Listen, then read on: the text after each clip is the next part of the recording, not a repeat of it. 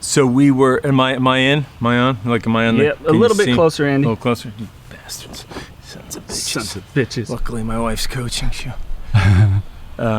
It was. I actually got a test yesterday morning. I was terrified. I did. I'll get back to Bill Macy in a second, but so I was around some people last week, like Thursday, that weren't wearing masks, and just for like, I don't know, 20 minutes, and it's a little closer than Right. And then the people I was around Sunday, we were definitely distant. But then Monday I did this thing. It was fantastic. It was a last minute phone call. Someone canceled, which is generally how I get things. To do D.L. Hughley had to cancel. And I don't know if it was related to his health COVID thing when he fainted, but that was like a month ago, so maybe not. But anyway, he had to cancel. So I got a last minute call in the morning to go do like a virtual golf thing. Oh, good damn. On Twitch. Yeah. You know, Mm-hmm. and it was crazy. It was me against Cedric the Entertainer, who was, gosh, what a nice guy. Like, he couldn't be a nicer guy. And it was, so we played 9 holes on this virtual thing, and it was for Twitch and an insurance company, American First Insurance, folks. They sponsored it, and it was great. But it was great. It was like last minute call, and I'm like, okay, it's great. But during part of it, during the bulk of the golfing, like, we would be away. You know, he'd hit and I'd sit, he'd hit and all that. But then, like, there was, a good 15 minutes in there where we were, and we were very conscious of, like, at least doing this, but near each other, and like without masks on. And then, so that was Monday afternoon. And then, like, Wednesday night, I was really tired. Thursday night, I was really tired. And no. What day? Today's Friday. So Tuesday night, I was really tired. And Wednesday night, I was really tired and, like, achy in my. Crap. And I'm like, Where's my mask? I know. And I'm like, crap. So yesterday, I went to one of these places where you can, and it's amazing. It's an urgent care place, and you can get a rapid test. Like, I found out in 20 minutes. You just have to pay, $5,000. No, but it was like, but it was because I knew you guys were coming. It was like $125. And I was like, I gotta get these guys and tell them before they get on the plane if, like, fucking happen. I don't know if I can swear. You have carte blanche. I can. Okay, I'll try not to. But that's if I, as a parent, and it's funny. A friend of mine said this to me years ago. It's like, the one thing I wish I didn't do. Like, one of my best friends says is swear in front of my kids, and unfortunately, I did not heed that advice. And so now when my son swears, I'm like, come on, Benny, stop. He's like, oh, yeah, Dad? I get the same thing. My daughter, sometimes she's about 11, and recently, well, I just heard you cursed out. I said, yeah, but your dad does it rarely, and when I do, it's with purpose. Yeah. I use it because it means something, not because, like, it's a filler. Yeah, my dad. Well, once you pay the bills, you could say whatever you want. I'm just like, well, I can't really say shit. Well, that shit sounds unpleasant. Can't really say poop to that. It's like, that's got a point. I get it. I know. I got to come up with a good comeback. both my kids, my wife, and my dog are much smarter than me. So I'm outsmarted. Right, so the test came back. So negative. I'm sorry. Negative. Thank goodness. I was like halfway out of my seat getting ready to leave. Did I not mention? No, and it was so funny because talk about a cliffhanger. I was like as if I had just won the Masters or something, So that's the test negative. Thus we are sitting here with Andy Buckley, of course known as David Wallace from The Office. What you talking about, Wallace? We are big fans. Wallace and Grummet. So let's talk about Andy a little bit the kid, because I'm always interested. Am I correct? You ended up at college at Stanford and things like that. But what? Yeah. But you didn't even major in acting, is what I understand, though. No. Right? No, I went. It was in like my older brother was there. I always find it's funny. My dad was it still is. He's getting older, but he's still alive. So it was a really smart guy and thoughtful guy. he had played college basketball in the Ivy League, and we're from Boston, and but my older brother was quite a good athlete, specifically a quarterback, and I was a very good golfer,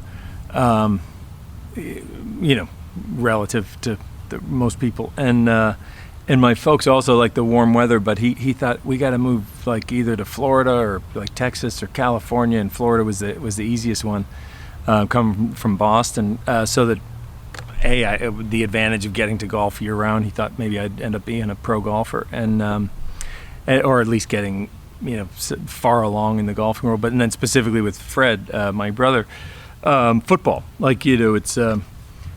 There's certainly competition in the Northeast and everything, but if you really, generally the best athletes are the guys in the Southern Belt, unless there's that fluke incredible player, or if you're a hockey player, basketball players can come from anywhere because you're playing inside. But and that was the thing that was crazy. Yesterday, or two days ago, we went. I took Benny, my older guy. Like they're starting, he wants to play tackle football this year, and so they can't really do that. But they were having a 7-on-7 scrimmage against a couple other teams, and it was wild because they hadn't even practiced or whatever. When we show up and we're there, and people are wearing masks, and all the parents are wearing masks, and then the kids take off their masks when they start playing. But God, some of these kids, it was just so fun to see. Like, oh, look at this kid, like he's 14, and some of the kids were 15 or 16, and just like the athleticism of some of these guys, and it's great. He like held his own. It was really like he had an interception. He caught a pretty good pass in a crowd. I was like, shit. I guess Benny may be a pretty good football player. But so we moved down there for that, and so then Fred actually ended up going to Stanford. Also, he was pretty. Like a very highly recruited quarterback in high school, and he ended up starting there. I guess his junior and senior year, he started like about 14 games. I guess seven or so each of the last 2 seasons, and it was always I always thought he should have started, but he wasn't. And then the starting guy went down, and then he started the rest of both of those seasons, which was great. And then had a brief tryout with the Raiders, and after about a week or two of running the scout squad, he's like, I'm gonna get killed. Howie Long, just like he said, had I not ducked, he would have literally like ripped my head off with just his forearm. This is 30 years ago or whatever. Yeah. So anyway, so then I went there. I was there when he was there, but in golf my freshman year, I had one big good season golfing. Between junior and senior year, and there was so not nearly as many great golfers as there are in the world today, and and certainly there's so many smarter people, and like so many smart kids, like they'd laugh at even me requesting an application today. It's just there's just so many smart kids in the world. But what did you major in while you were there? So I majored in a thing called physical education. No, I was political science, which at the time at Stanford was about as close to the easiest major. I realized like wait, I had taken a bunch of classes because I was interested in it and in history and government and all that, and by the end of my freshman year I was like, wait, I think I have like 3 more classes to go and my major's done. I guess I'll be a poli-sci major. But it was great. I did a fair amount of plays the first few years there, and I did take a semester off or trimester. They're on a quarter system, and came down here and started like trying to get acting parts for 1 year, and did luck into my SAG card like right at the tail end of that, which was great because that's such a tough thing to get. Yeah. Because people don't really have an idea of how that even works, because it's crazy. You got to get the audition, but it's a SAG only audition, which you can't do the role until you get your SAG card. But you can't, it's like this really screwy system. It's the whole union getting in the union thing. Oh. Yeah. It's kind of like any union, whether it's a Teamsters or tool workers, any sort of a thing. It's unlike some of those, if you're a nephew, blah blah blah, you could maybe get in, sort of thing. Yeah. Although I guess you could, if you're someone's nephew, you're gonna get in the SAG that has the power to do that. Generally, it's like you'll get a commercial and they'll give it to you because you're the right look, or you're on a set and somebody gives you literally I think one line does it. In my case, it was an old. It was great. It was really fun. It was an old Alfred Hitchcock Presents when they were redoing those. Yeah. Back in the '80s and the '80s, and Tim Burton directed it. Oh, it was wow. like awesome. Yeah, he had directed Pee-wee's Big Adventure, but it was before everything else, and I went in, and I mean, I got so lucky. It was a late Friday afternoon. There were supposed to be 4 of us to go in and audition for him. 2 guys didn't show up, so it was like me and another guy, and right before he went in, I like kicked Get your little ass over here. But Tim. yeah, listen, they hired me thinking I had my SAG card, but it was great because they're like, oh wait, he doesn't have a SAG card. Well, it's too late. You already offered him the job. You gotta, and it's like Yeah. It's pretty easy to fill it out, but I'm sure there were, countless people that could have done the part, but that's how it worked. So I got in. Sometimes a lot of it's just dumb luck. It really is. It's so much of it is that, and it's. I'm still waiting to find my dumb luck. I was walking up and down Hollywood Boulevard last It'll night. show. Nothing. The harder you work, the luckier you get. Yeah. Gary Player golf quote for you folks. I'm sure other people have said it too. Well, and it kind of goes back to that. What is the definition of luck? It's opportunity, Preparation and opportunity. Yeah. No, and it's funny because that's kind of where, like, how I ended up. I know the theme is overcoming adversity. Like I don't have any horrible,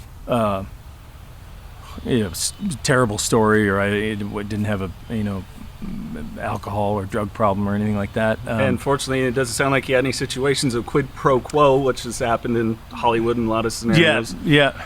No, nobody wants that with me. Total disappointment. So I've heard. No, countless times. Countless. Thus, I'm single, Andy, so I can relate. So, no, but my wife settled. All right, he'll do. This is the best I can do. No, but yeah, it was funny because I guess I meandered around in my 20s and stuff without a great deal of direction per se, and somewhere along the line my motivation kind of waned for whatever reason. But I did study acting and my right after college. I finished college, did plays there.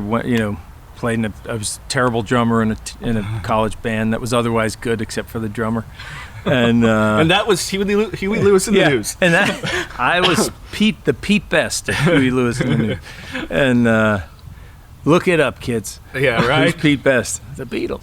But no, and then so finished, moved to New York, studied acting, and really studied it, and not at a place like Juilliard or one of those like an actual school, but with a guy who taught it.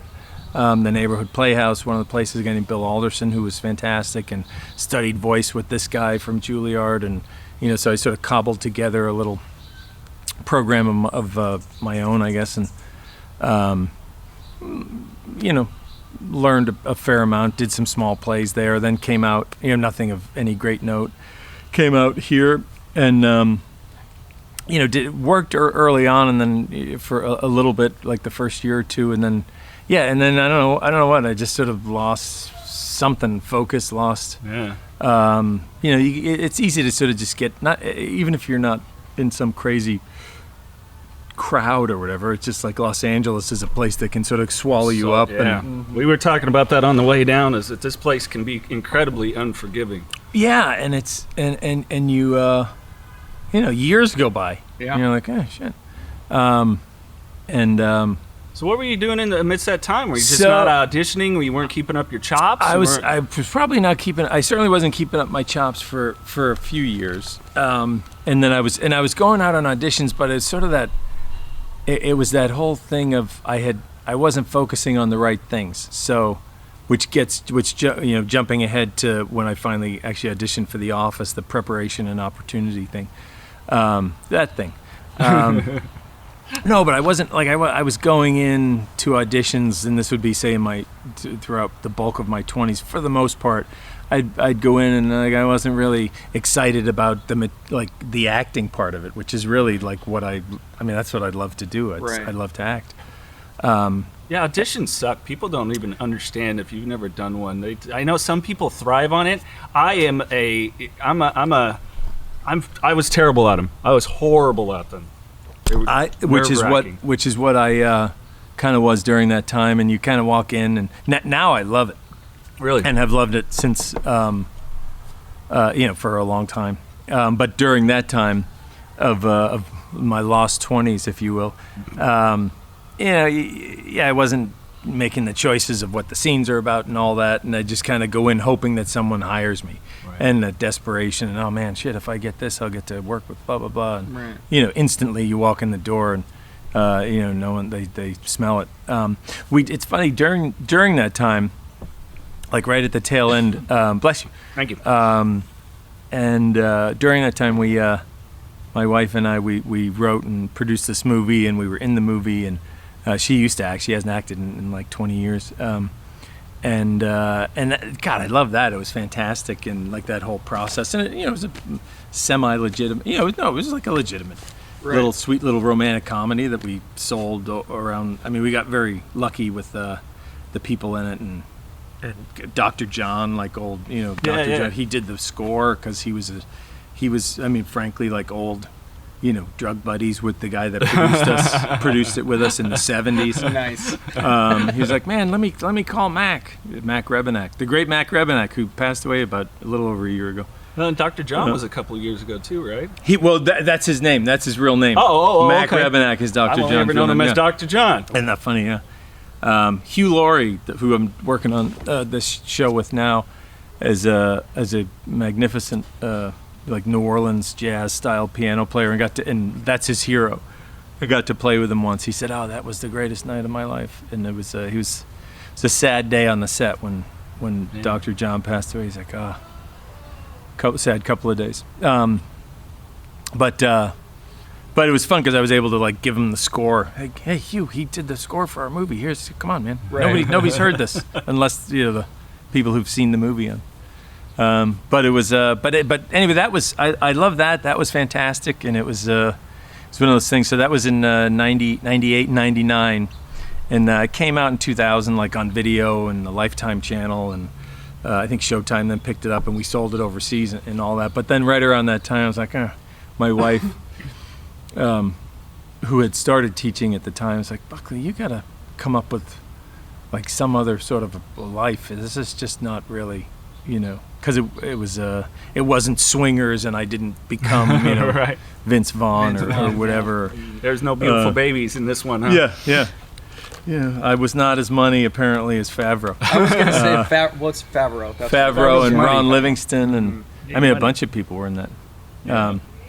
But obviously, those two guys being the so you kind of came into a real pivotal point. So that was it was really one of those, and I just completely changed my whole. So life. At this point, you and the missus are married, kids yet? No, we're not married. Not married. Yet. Okay. We're dating, or I guess we're living together.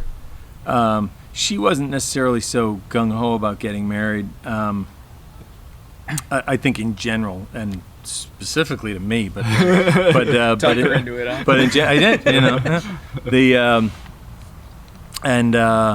so she said, you should just not think about acting for a while and just get like a job that will, instead of these temp jobs that I would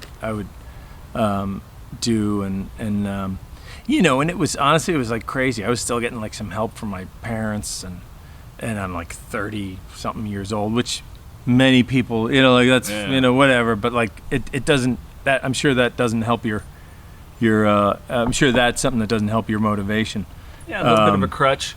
Yeah. And so it's, so it's, I don't know if I should be embarrassed or ashamed of that or whatever. I don't know, but it's probably better. I think you'd be ashamed if you were still doing that shit now. I finally woke up. Everything worked out. Welcome to the house, guys. My parents bought this whole thing. Yeah, that would be. No, that was funny. Wait a minute, Andy. So the parents bought this house? No. The Lying Game and Alvin and the Chipmunks.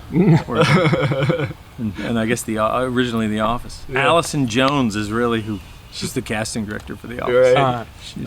She's awesome. Technically, she should have her like an asterisk on this. So you kind of came to a put up or shut up kind of moment with yourself. Very much, yeah. And it was sort of that thing where, and I don't know if I necessarily realized it at the time, like, oh crap, this is, because you don't know that you necessarily realize it, but yeah, you meander around, and then you hit like 30, or in my case, 45. No, no. What was I? I don't know. It was 30, 31, 32, and it was at 32, and it was like, all right, I guess I just gotta completely change everything and come up with something different. And I was like, I don't want to work at it, because I hadn't quite fully said no to, like, I can't quite say no to acting completely. So I was thinking, I can't go, like, I thought of getting a job at a studio, like, should I go and just start answering phones at a studio, and like, I love movies, and I love, all of it, and so I couldn't quite say yes to that, luckily. And then I was thinking about actually, like, just working for someone who would get houses, fix them up, and sell them, because that was always an interest of mine. That I've never necessarily acted on, but I always loved that idea. And I ran into a buddy of mine who used to do that, and he was working at Merrill Lynch at the time, an actor buddy of mine.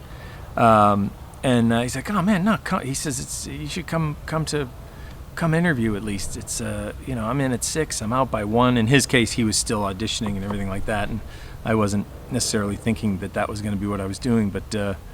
My dad had been involved in the stock market for many years, and when he was younger, and although I knew nothing, that was the funny thing. Like, I literally, he had done it, and but I really knew nothing about it. I had friends who, after college, that's what they did, and so I was like, all right, and I went in, and it was fantastic. Like, the first guy I interviewed with, who ran our office, Dick Valentine.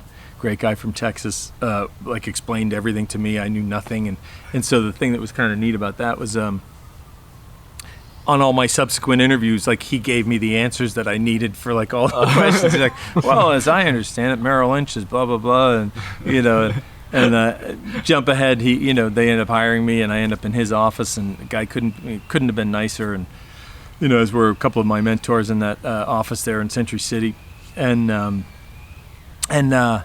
I loved it. I mean, it was crazy. Like, that was it. Like, I was in the office every day at 6, and I'd try to be at least one of the first guys in the office, and just was answering phones, and you study and you pass your tests, and which I weren't particularly hard, but they would always joke, if you get more than a 71, you've overstudied. Like, that was the big joke in the office, because that's 70 is passing.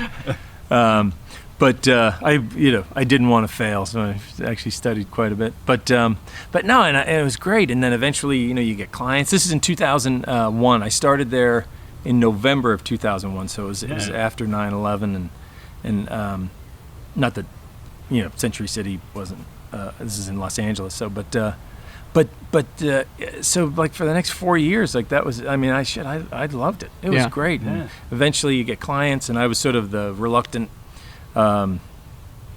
Pursuer of clients, in the sense that, like, you really shouldn't listen to what I have to say. 5 months ago, I was trying to get a part on, Who's the Boss, or some CSI Miami, and I don't know what I'm talking about. But after a couple of years of you get enough clients that they don't fire you, and then you start to kind of understand what you're doing, and you bring in sort of the senior guys if you actually have a meeting with, like, a potential actual client. I don't know anything, but Craig here knows what he's talking about. So, but then so I was doing that, and it was great, and we got married, and we had Benny, our first son, and Nancy was coaching a lot, like one-on-one. It's a Zoom thing in there now, but nobody comes here. Yeah. Mm-hmm. But that's generally that's where everybody comes, and so she was doing that a lot, and it was like my whole life had changed. Like, I was like, this like adult, if you will. Right. Like I had a like a job or career, if you will, and actually enjoyed it quite a bit. And the office was great, but just the people and the clients, and you can actually you can actually make a difference in people's lives if they choose to actually go with your partner's suggestions. Yeah, there's something incredibly rewarding that like for us with ours, it's we're starting to get to that point where we're having people, man, that made a difference, or that made me laugh. And when you're doing it and it's people's pocketbook in their future, it's huge. Yeah. It's I mean, you huge. guys have a whole mission here, Yeah. obviously, and it's it's great. And if you have that behind you, it really shows itself. In my case, it was just sort of changing that was the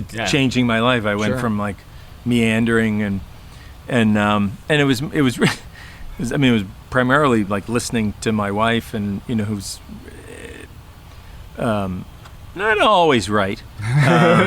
No, but she's. We won't tell her that. She's sometimes.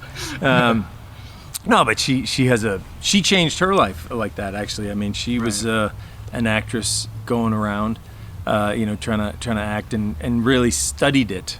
She studied it much more than I did.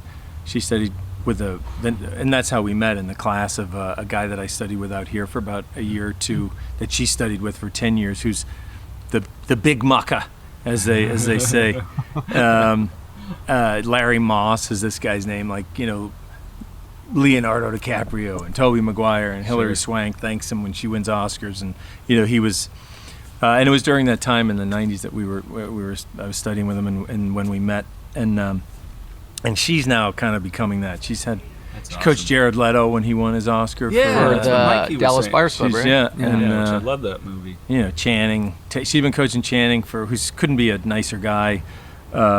Just couldn't be a better guy. And that's such a people that aren't actors that don't understand, and doing some of the workshops and the things too. It's to get to that mental and emotional state in a lot of settings is such a challenge, And they got, especially like him, and she's got, the female equivalents of him, who are starring in movies or starring in the show, and like they have to have the confidence of, all right, I know what I'm doing, because she's not on the set with them. She prepares them, and then off they go. That's what I was gonna ask. So she doesn't go on set with them. Do any coaches do? Some coaches do. I think for the most part. She does occasionally, a little bit here and there, but for like just a sort of a couple of people. But for the most part, like it's in there. Gotcha. Or a couple of people should go to their house, but and she'll prepare them, whether it's they work for 2 months before the movie starts, or if it's a TV show, they'll just keep working throughout this. Like Mandy Moore is one of her people on This Is Us, and so like she'll every week when they're filming, she would come over, and Nancy would have studied the script and gone over the script, and so then they would work on Mandy scenes, or and get her ready for the coming week. Got you. Jennifer Aniston is another one. Who's both Mandy, like it's so funny that everybody who comes out, like they're just awesome. They're just so nice. It's Jennifer Aniston. She's great. Like She seems Nancy great. generally goes to her house. Carmel once. She looked gorgeous. But she's just like funny as heck, and really sweet. And like she was talking to Benny the other night. Nancy was coaching him, and Benny happened to walk in, and she said, "No, wait, let me talk to Benny. I want to talk to Benny," because Nancy and her were talking about the script of the morning show. Like I don't know which one, but they're supposed to start filming in a few months, and so they're getting the scripts ready, and it was Nancy I wasn't there. Nancy was just saying like she was great with Benny, talking to him about something he was trying to figure out, some girl he liked, and, which is a good little, you get Rachel, advising you on dating. It's like, wow, you're so good at dating, Benny. Why is that? Well, Rachel from Friends. Exactly. You're making shit up. No, I'm telling you the truth. No, it's but so she'll be on the set with her, with Jennifer sometimes, and I'm like, I've maybe met her 5 times. Like it's a very very she couldn't she's great every time. Channing, we've known him 5150 is power. The power to overcome. The power to persevere. The power to set your life on a course for success. When you're faced with the challenges life throws at you, you focus and do what is needed to go beyond what is required. So stand up, stand firm, believe, make it happen, and live through the madness, knocking doors down along the way. We are 5150. Since before, like, Step Up. So Nancy was coaching him. So it's been wild to see him, skyrocket. Just like go from, he had a little part in Coach Carter, and then they start working, and then just slowly over time. And Coach Carter. And that's right. Yeah. He had done that, and he's literally like the same guy today that he was then. And right. So she made the change. Made a change also before I did. Really, like she decided to, like, all right, I guess. And she listened to some of her mentors and whatnot, and like, I guess I should. Like I think she realized she didn't have she loved acting, but it wasn't her calling to actually do that. And her calling is clearly like coaching these actors, and I mean she loves the craft of acting, and is very smart and can analyze a script and a character and all that stuff, and is a great communicator with, like Sean Penn's a spectacular actor, Daniel Day-Lewis, all those guys. They may not be the great coach. They might, I don't know, they might, but they, for whatever reason, and in her case, or in the Larry, they're Moss. filming us. There we go. Oh, they heard about us. There we go. All right. Paparazzi overhead. Are you guys permitted? Do we have a filming permit? Okay, we need to talk about last night before I can explain what's happening. But it was, and so she had made that shift to just, coaching and was doing other jobs until her, like, the coaching built up so that suddenly she could just do that. I can imagine that would be rewarding, though. Like, it's almost kind of, you worked with this person, then you see them, and then they win awards. It's like a tutor. I'm studying you for a test. You pass the test. Yeah. Good job. No, it's what I mean? really great. Yeah. She and like I mean it's crazy. Like, when Tim McGraw was in Friday Night Lights, the movie, he hadn't, he wasn't an actor, and she worked with him, and he was great in that. Or Patton Oswalt, she's worked with him a lot, and love Patton Oswalt. Yeah, he another good guy, and be like. And every one of them, they're all super hardworking. I always use Channing and that's such a Margot Robbie as an example. Yeah. Like she's been working with her for about a year or so before Wolf of Wall Street. They all work their tail off, because there's always the next one. Sure. Who another great actor, beautiful young great actor, whatever it is that maybe that wants your job or whatever. So that initial success is one thing. That continual success is an entirely different beast. You got to keep. It's great. In anything. Yeah, like LeBron James has got to work his tail off because Steph Curry or whomever, I don't even know who the Kyrie. Kyrie. Yeah, exactly. Yeah. And it's you just always have to. She had a conversation with Michelle Pfeiffer once. She was talking to her, and she's like, Michelle Pfeiffer was talking about how she's, are you kidding? Like, how hard she has to work to keep getting jobs. Oh yeah. And you just kind of laugh, like, wait, what are you talking about? Like, this was years ago. Like, wait, Michelle Pfeiffer said that? Oh my God. Oh yeah. And then like Steve said that to me. Really discouraging for up and coming actors who haven't gotten anything yet. Michelle Pfeiffer's still fighting. Like, isn't it crazy? Steve said that to me once too on the set. Carell early on. He's like, oh man, you gotta give it 1,000%, every time, because you can be.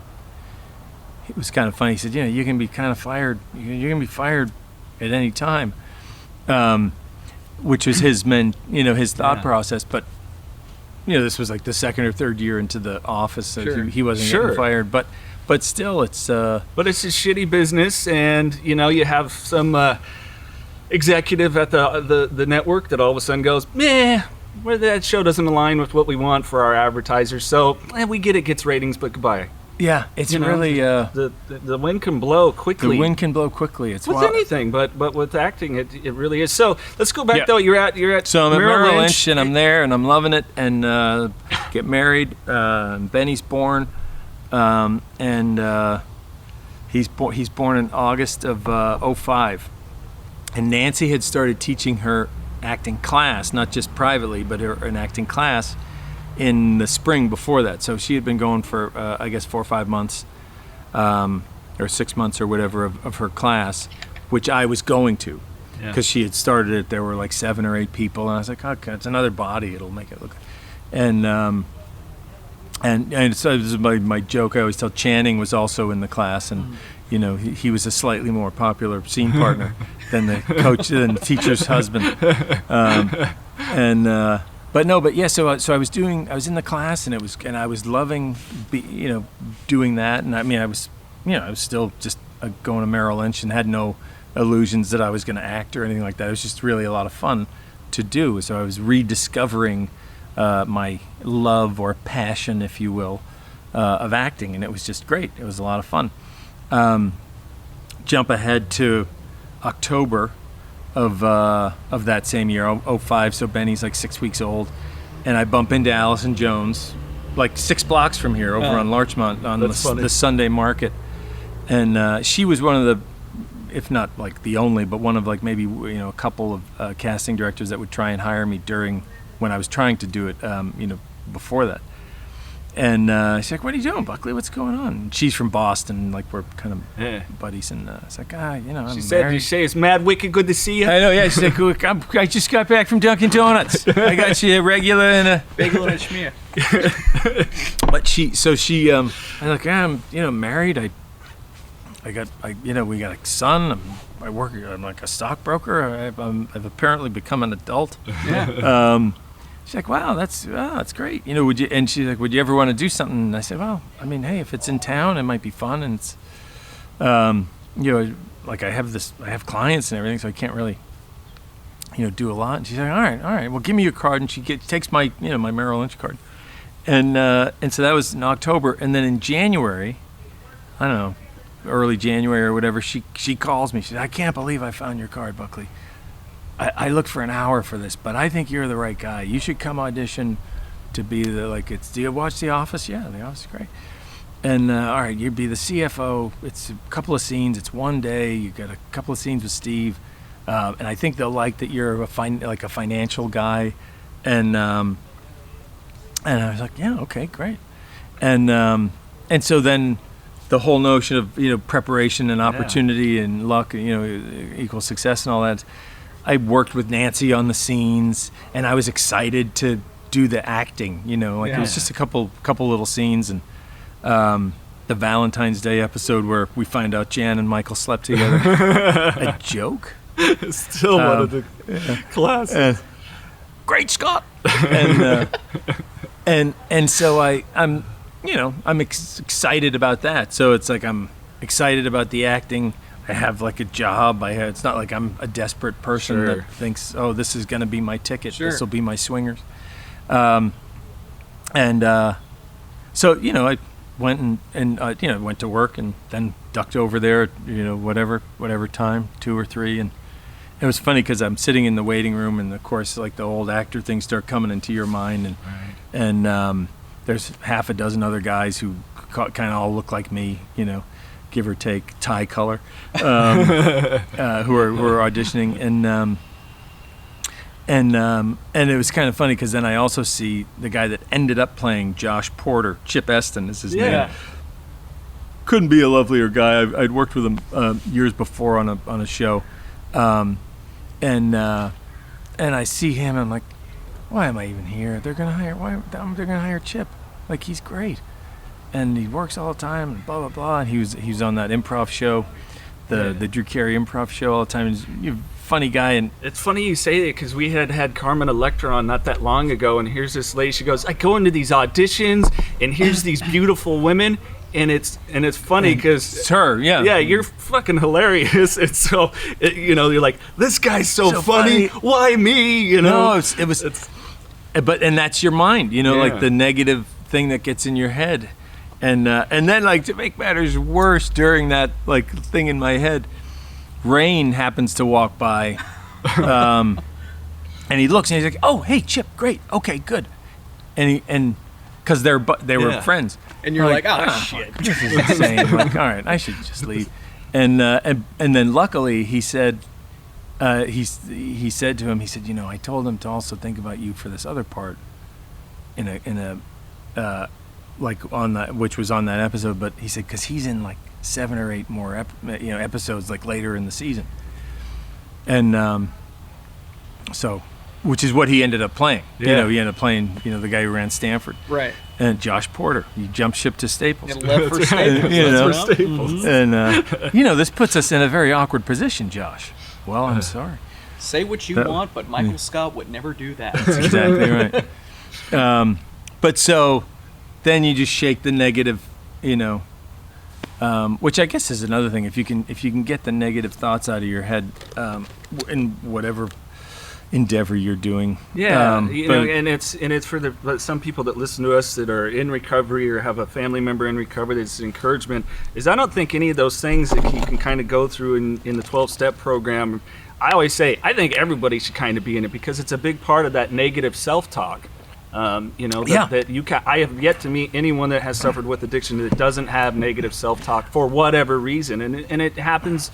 In this performance thing, you don't go. You're sitting here. I don't have a shot. This is in hell. ridiculous. Why am I even here? Yeah. Yeah. And it's funny because I think all those. I mean, I've read all the not all of them probably, but I've read 2.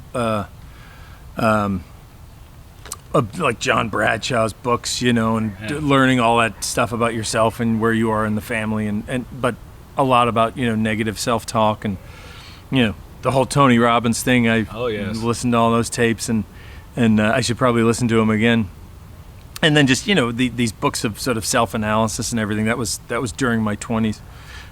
So they're sort of voices in my head at times over the years, but. I read all those during my meandering searching periods, which and then later on I sort of applied them, I guess, or applied some of it. So then I like shake all that stuff out of my head and I get back to like in acting, in the acting world, like the big thing for the first scene that you're doing. Let's just whatever scene you're doing, if you're doing 1 or 2 or for the audition, you got to get into what's called the moment before. Like, okay, the CFO walks into the room, where's he coming from, why is he there, what's going on, what's in his head, what's his purpose for being there. So you're sort of filled with that whole emotional, and if you can hook into the emotional aspect of it, that's what sort of grounds you and gets you out of like, oh, there's 5 people looking at me that are going to decide if I do this job or not, and it just gets you in the acting. And me and Mikey are doing our scene and we're making it happen. So I was lucky, I got into that, and so then the audition went great, felt good, really can't do anything about it, which is kind of a thing, like whether it's Bryan Cranston has like a little 1-minute thing like this on YouTube, and they're back. Come on, guys, son of a. I paid most of my taxes. And Meryl Streep says this too, which is 2 of the greats, but it's like you go and you audition and that's kind of all you can do. They may want a guy who's shorter, taller, different color, different whatever. They may want a woman, whatever it is.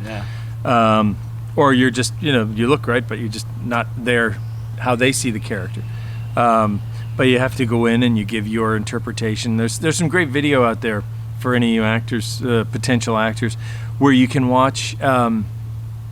Like there was a thing called The Making of the Godfather, where you see like De Niro's audition for Sonny Corleone for the first one, or you see Martin Sheen's audition for the Al Pacino role, and then you see Pacino and Diane Keaton do their scenes, and you see Pacino do like one of his scenes auditioning, And I'm sure there's a couple others. Then there's the like The Office. I mean, there's that thing on YouTube where you see Seth Rogen and Bob Odenkirk, and you see I think Amy Adams maybe or Kristen. It was cool. It was Catherine weird to Hahn. see them, but it just didn't seem right. And then you see Rainn Wilson. As great as the show is, and I love Seth. I just couldn't picture the as a part of the show. It's just but like how great is sometimes he? It doesn't make sense. Doing what he does. You know how great is Martin Sheen in Apocalypse Now? Right. You know, years later, Coppola uses him for that. You know. Yeah. And it's Andrew Bartlett. And of course, and then chocolate chip cookies. I mean, and then you talk. Wait, real quick. You talk about like a guy he had fallen so far, like Brando. I know. Coppola wanted him, but the studio was like, we don't want Marlon Brando in our movies. He had to like do his own self-tape audition from probably the island somewhere where he put oranges in his mouth and created that whole thing and sent it in. To speak of like someone who's one of the. You were saying I interrupted. No. I actually wanted to go back to where Steve Carell was saying, you can be fired at any time. So someone had asked me, because we had put something on social media, what do you want us to ask Andy Buckley, a.k.a. David Wallace of The Office? And one of them someone messaged me saying, when Sabre bought out, and then all of the Dunder Mifflin guys were let go, were you kind of like, well, this was fun while my it shit's lasted? done here. Yeah. Did you still have Merrill Lynch at the time? I was at Merrill Lynch through the whole end of the show. If you were to you were fine. So because that was your plan B. Yeah, but like who wants to get tossed off like a freaking awesome show? Yeah. Right. And it was funny how that happened. I was so the first couple of years I did not really do these, but then I guess in season 5 when I was starting to be on it like a lot. Yeah. I would go to the table reads. Mm-hmm. So the table read takes place. So you film, let's just say in that case, Monday through Friday, you're filming, episode 8. On Wednesday or Thursday or maybe even Friday, during lunch, you're going to read episode 9. Mm-hmm. So the writers can hear it. The director who's directing that week, the props guys, everybody's read it, but it's mostly the writers, and they can hear what works, what doesn't work joke-wise, and the network can hear it, and you're all crowded into a room. So I would go to that. So I get the script, like when you get there. Generally, sometimes you get it early. In that case, I get it. They had just finished it, and I get it, and I'm reading, and it's like, what, am I done? Am I doing it? And it was funny. Paul Lieberstein, he was like, yeah. For a while, we'll figure it. We'll probably bring you back at some point, but for now, like fuck. So was he saying that to make you feel better, or was it already written out that you were going to come back? I think maybe they had a hope that I was. I guess I don't know, or maybe he was just saying that so I wouldn't like snap and start breaking chairs. Yeah. Start throwing papers. The part's already been written. Let's just get through this goddamn. Yeah. But it was, and I've heard some. I've heard some lousy stories of people like finding out they're regulars on shows and they get a text, "Hey, we're gonna write you out next week. Sorry." Jeez. Generally you like to think it's like a little more, like the baseball. Hey, it's the toughest job a manager's got to do, but we got to let you go. You're a great ball player. Yeah. But it's like, hey, you're out next week, so just a heads up. Yeah, but it's You were at my wedding. You were at my wedding. The call Larry. He's got the travel arrangements. You were traded to the Phillies. Moneyball. I watched that again recently. I love Moneyball. What a great I love that movie. I'm not even an A's fan. But so that was so that was at the time like, oh crap, and I'm trying to think because I can't remember what year that was, because right around that time, I wasn't already on this show called The Lying Game, which was soon after that. I was on it.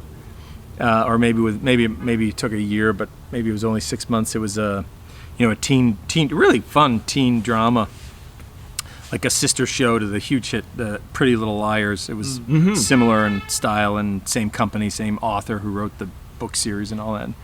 It was really a blast. And I was the dad of the main 2 girls, or the main girl, and so it was I got on that, and that was in Texas, in Austin. So I was actually like commuting just about every week, because our younger son had just been born, and I didn't want him to think someone else was his dad.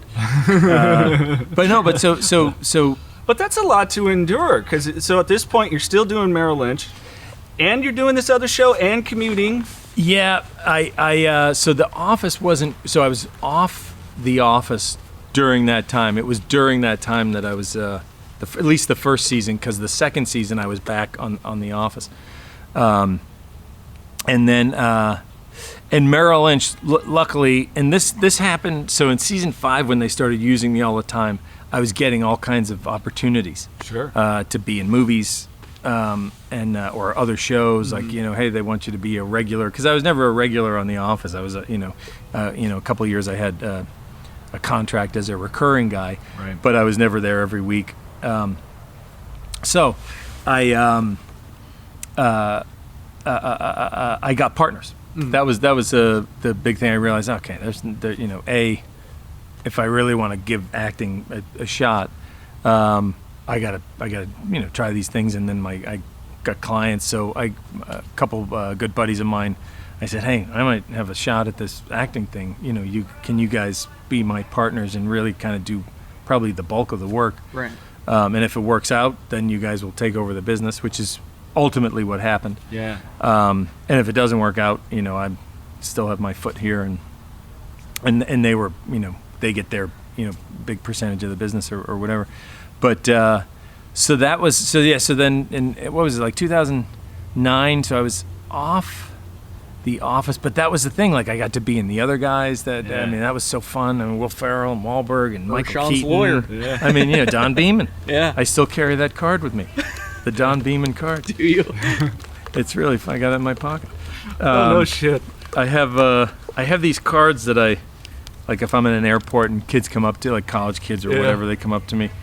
I have my David Wallace check that CFO out. cards. I don't know if the camera can see and that. then I got some in the house. I see. And then this is the Don Beeman card. Oh, they'll be I only damned. have one of those. Call us, we're hiring. It's so Esquire. funny. Don Beeman Esquire. I don't know if the camera could pick that up. That's too cool. But and there was a movie, Life as We Know It, and then some of these other shows that you get to audition and test for and blah, blah, blah. It just takes a lot of time, even if you ultimately don't get hired. It's taken a total of 8 hours or 10 hours. And Oh, it's a tremendous. that's my teenager yelling in there. We're doing the PlayStation. He's probably... Son of a, I just got blasted, Dad. We doing squads? Come on. We were just talking about the other guys. I had to say it. You just gave all our evidence to the bad guy's lawyer. I will give this... Good look over. And we're playing squash now, and then we're having drinks. That was a funny... God, that was so fun. He's so funny. It's just I can crazy. imagine working with them, like Mark Wahlberg and Will Ferrell. Like, how the hell do you keep a straight face? Any scene with them. I got a real kick out of. I was making Wahlberg laugh in 2 of those scenes. So that scene in The Office, and then the scene when we're in there with Michael Keaton and God, the big guy, Ray. What's his last name? The Irish guy who was. Oh, I know who you're talking about. I don't know. He was great. Though. I mean, God, what a big guy! And he was like in the last. He was like when Daniel Craig became Bond. He was like in the final, running. But for whatever reason, like I was like Wahlberg would laugh at like some of this. I would like break up Wahlberg, which I must say I got quite a kick out of. Sure. Like, yeah. And but there was one time when he like reached across the table. It didn't end up in the final thing, and he like grabbed me like my tie. Like, holy crap, he's so strong. Oh my God, he would literally, if he punched me, I think he would kill me. God, I'm trying to look it up. I'm still blanking on the guy's name. It's Anyways, Ray Stevenson. Ray Stevenson. There you go. Thank you. And The Irishman. He had just right around then. There was a great movie, The Irishman, but not The Irishman, not the new Scorsese. one. Yeah. And but so I was getting to do those things. I had partners, and then I did. I gotta ask before we get off the other guys, because I'm a huge professional wrestling geek. Did you get to work any with Dwayne Johnson on that, or at least encounter? I had an encounter with him. not an intimate. Not a thing. Although he might be your first choice. If he there might. was. I was gonna. Well, he. So he was. I went and watched them do one scene, but I never met him. This is a great. This speaks to like just what a magnificent guy he is, and he. So, thing I used to do during like a few years when on the office, I'd auction off set visits.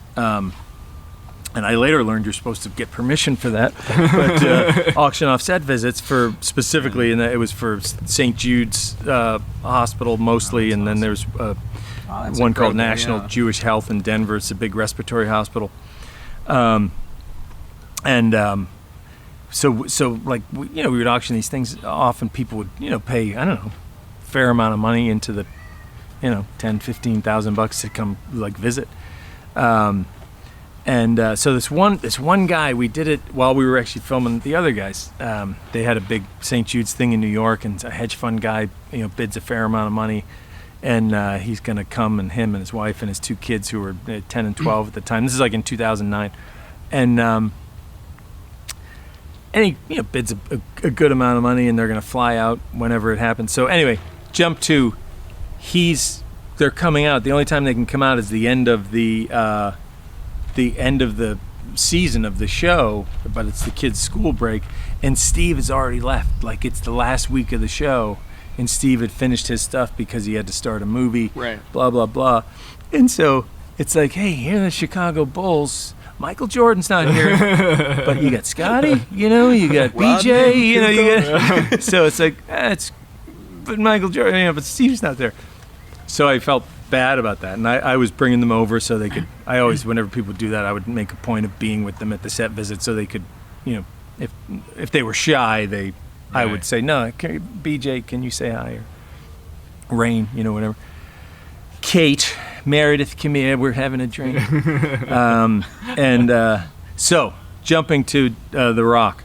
So I had set it up for us to go visit another studio, like without knowing anything of what was filming there. We're like, all right, we'll go there, and we'll hope. I was just hoping that we'd meet somebody else. Meanwhile, we get there, and like there's barely anything filming on that studio. Luckily, The Rock is doing a movie. Dwayne's doing a movie with Billy Bob Thornton. It's really funny. Like, not many people saw it. It Faster. Okay, I never saw it, but there you go. I guess you saw it. Yeah. So so I'm like, okay, kids, because the guard at the gate, I said, what's filming? And he said, well, the only thing that's really filming is The Rock is filming a thing with Billy Bob Thornton. Like, okay, kids, you guys fans of The Rock? This was back when he was just The Rock. And yeah, all right, we're gonna meet The Rock. I'll figure it out, but let's go. So we all go, and luckily I know somebody who like gets us on the sound stage, and we get to sit behind the monitor and watch them film a scene which is taking place around the corner. And then I say, hey, is The Rock, is his assistant here or something like that? And somebody points her out, and I go up to her, I'm like, hey, I'm Andy, I was in the other guys with Dwayne, and I have these folks, and I just gave her the quick skinny. I said, is there any way he can come and say hi to them? She's like, okay, I'll ask him.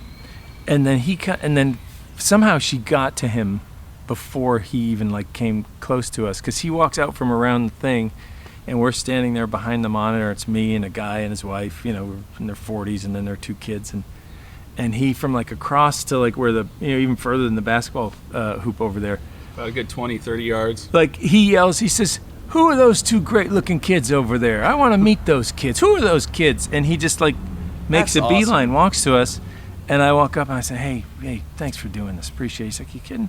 And he spends 15 minutes, like not 2 minutes, like he spent real time, like with the girl. And what do? Do you like to horseback ride, or do you ballet, or what do you do, or do you swim, or and play an instrument? Like, and he said, oh, my daughter loves that. And it was crazy. It was crazy. I and love that. That's so cool. And then with the kid, they were talking hockey, the kids from back east, and he's like 6'6", and he's freaking gorgeous, and he's like 280 pounds, and it's like, oh, what a that was 10 years ago, and I'd love to tell that story, because it was just, and I'm sure they still tell it. It was, so anyway, that was my encounter with him. And well, thank you for sharing. I because and it's a good thing too. And a lot of the again, for folks that are listening, and a lot of our listeners themselves, or someone they love that has entered recovery, or maybe they're seeking it out, and it's that thing of how we treat others. It comes back to us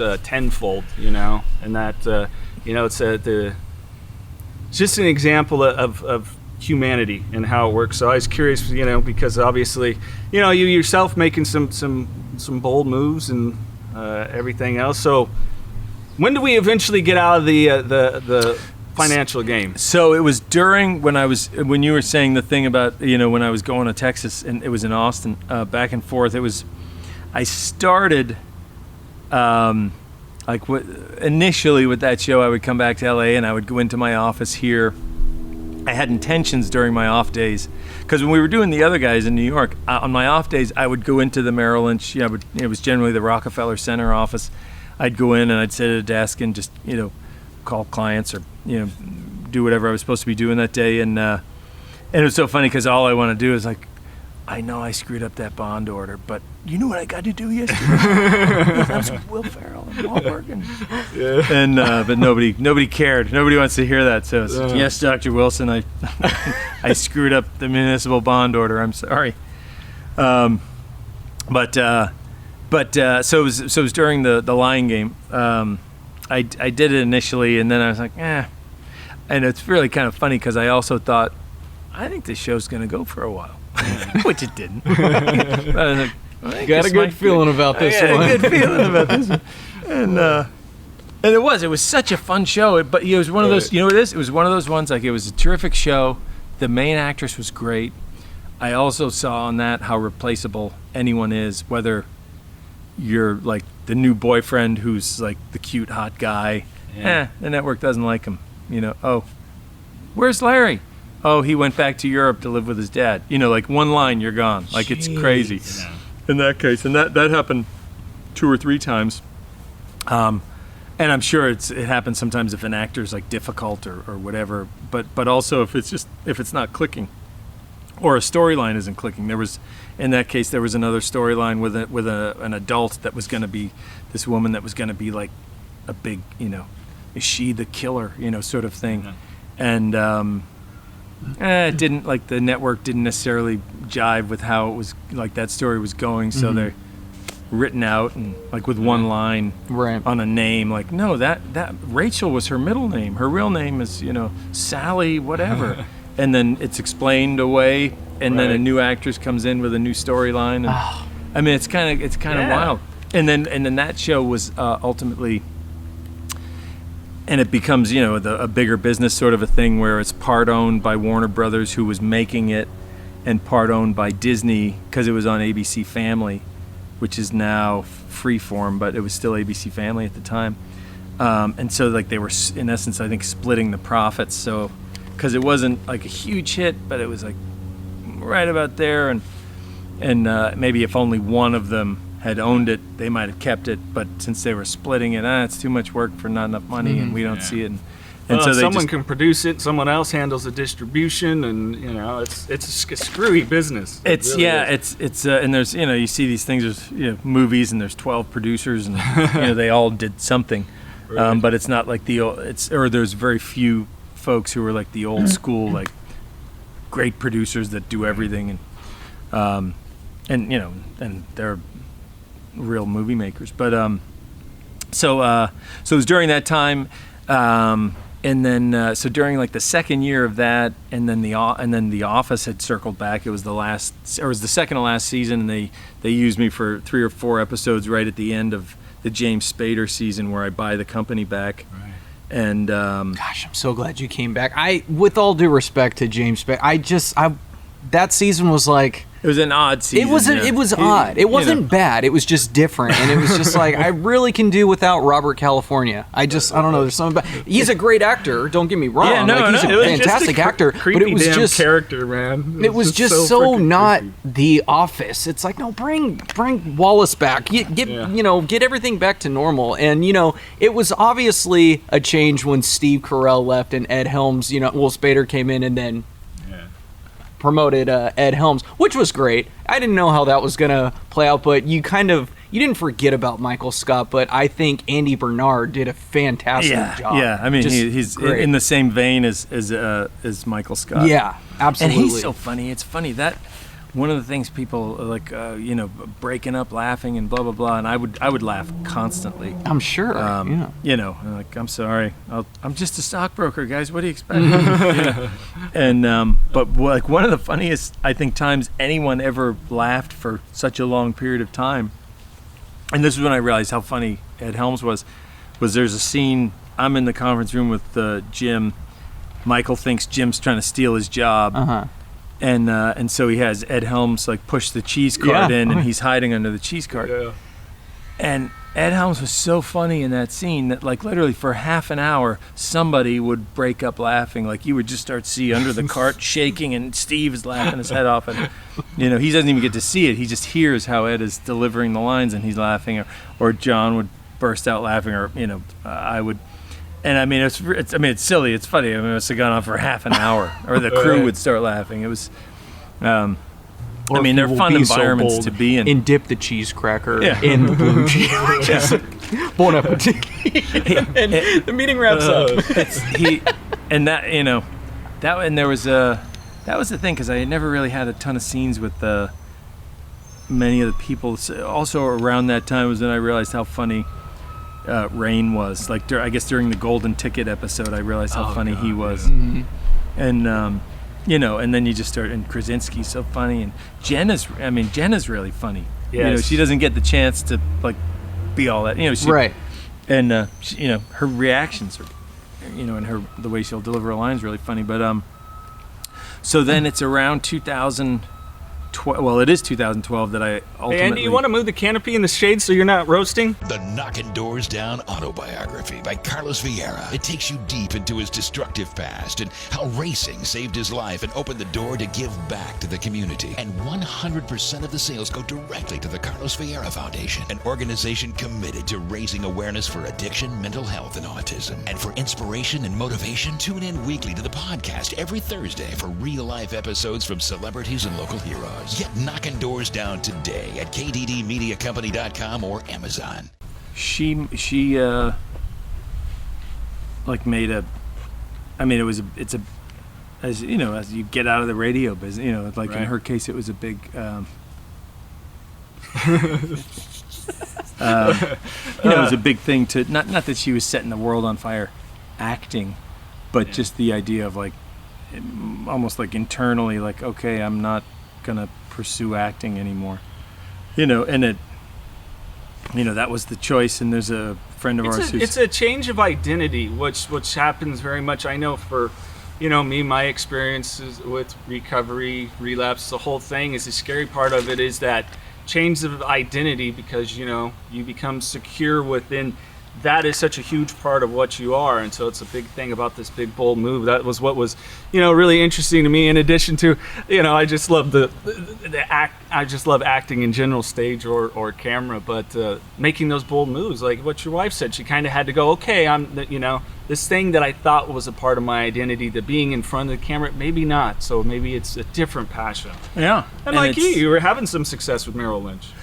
Yeah, and I sort of had my foot in both worlds, and then there was that thing of like, shit, I might be able to actually make a career out of the thing that I really, really love to do. And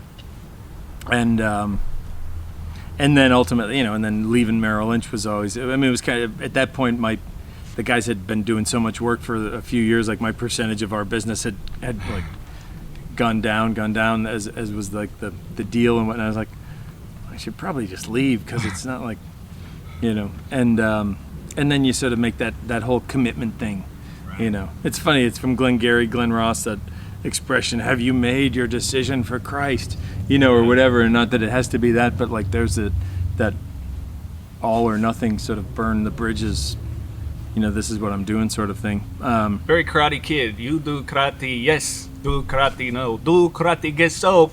Just like grape. There you go. But it is that way with lots of things, so... And I'm sure it's, it's like anything, like someone wants to be the best, guy in medical school, or the best insurance salesman, or the best golfer, or the best wrestler, whatever. Who was Chris Christopherson's kid was trying to be a wrestler. Yeah, and yeah, maybe he is. Jody, he's a war pig. He's actually. If I'll check my phone after we're done, I got some photos with him. So he's a good dude.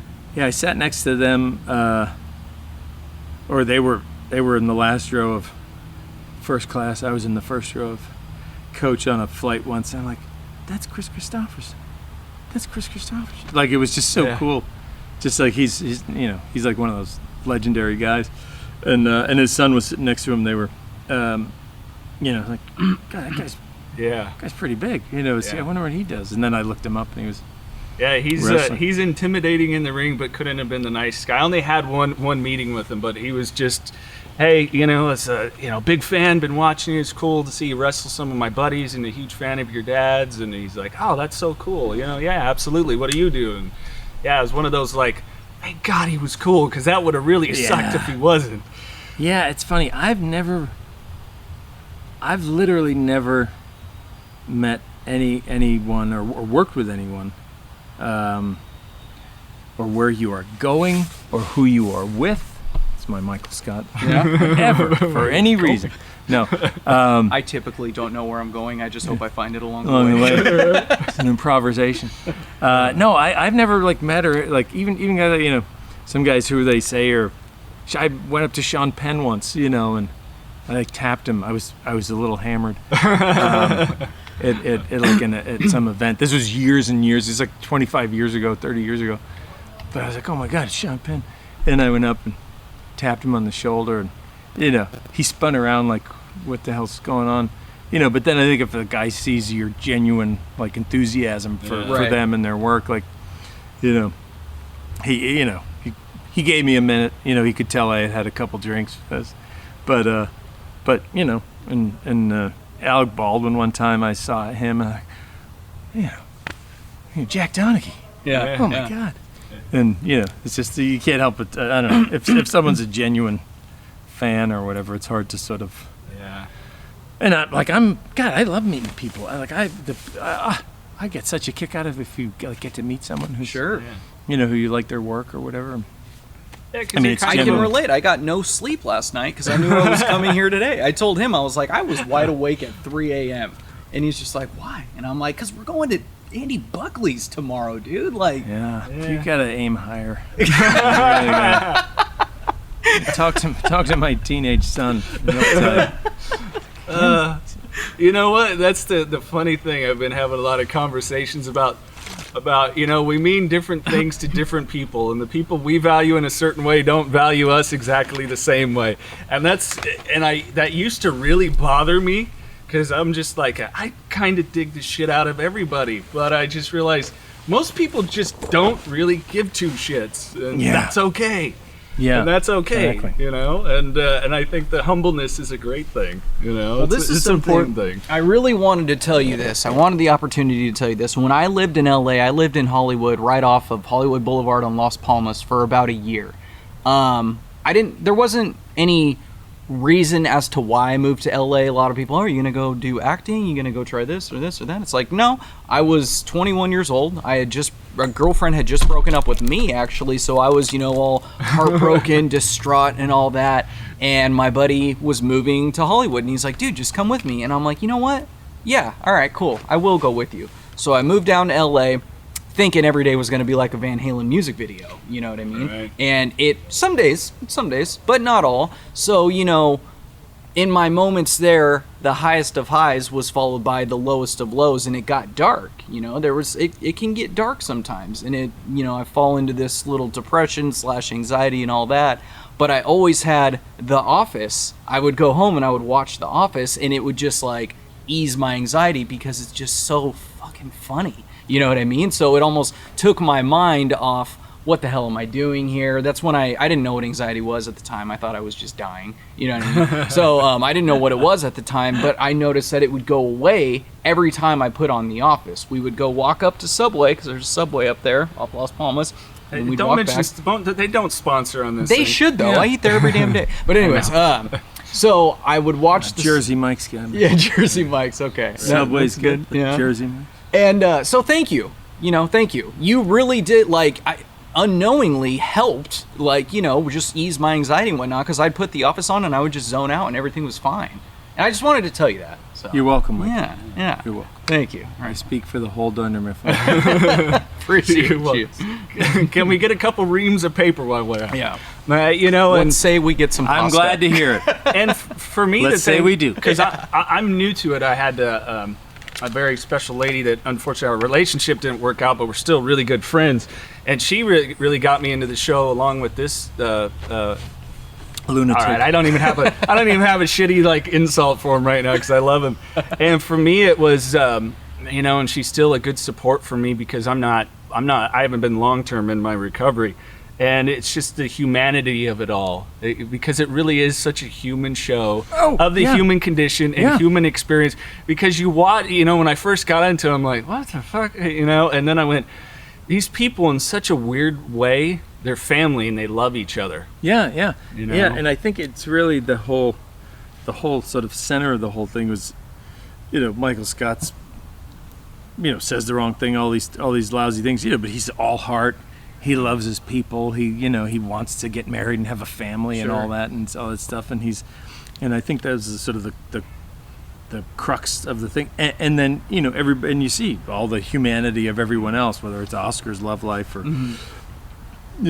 Kevin and liking, I forget her name, but the girl that was his girlfriend there for a while that he and then just whatever poor even Toby Stacy. Even like poor Toby, he just gets Toby, the crap that poor kicked guy, out of him. man. And Just even constantly. like BJ, even the temp, Ryan. Well, he's easy to hate in that show. Ryan, you just I love when he went to the top, when you called him and brought him into corporate, he was so easy to hate. Just coming in with his, 5 o'clock shadow and $200 haircut. It's like Infinity. which 2.0. Dunder Mifflin Infinity, which he played the part well, obviously, because you really disliked him in that. But then he, gets very humbled when fraud was committed, and then comes in with the bleached hair and all that good stuff. So it was like, stole okay, from the company. yeah, he stole. He is like a son to me. I don't care if he murdered his whole family. Yeah. He is a son to me. So yeah, it was easy. But yeah, he was one of the writers on the show too. He was the first guy they hired. Actually, he was the first guy that Greg Daniels hired. Like he saw his stand up and maybe saw some writing samples, I imagine. Like before Steve and before anybody. And he was hired as a writer. And actually I'm not sure like if they said, yeah, you're going to be in the show too, or if that was, I think that was the case. Yeah, I think that was the case. But he was definitely hired as a writer. Yeah, I mean, my God, half of them, him, Mindy, Paul Lieberstein was like the head writer for a couple of years, Toby. And then his brother Warren who was not on the show, but was married to Angela. Like it was all, Right. I mean, And Mose too. Wasn't Mose a writer? Mose was the guy that actually hired me. I was that time I auditioned, it was actually only two people in the room. It was Allison, who I read with, and most of the time you actually read with the other guy who worked with her, Ben Harris, and her junior partner, I guess you will.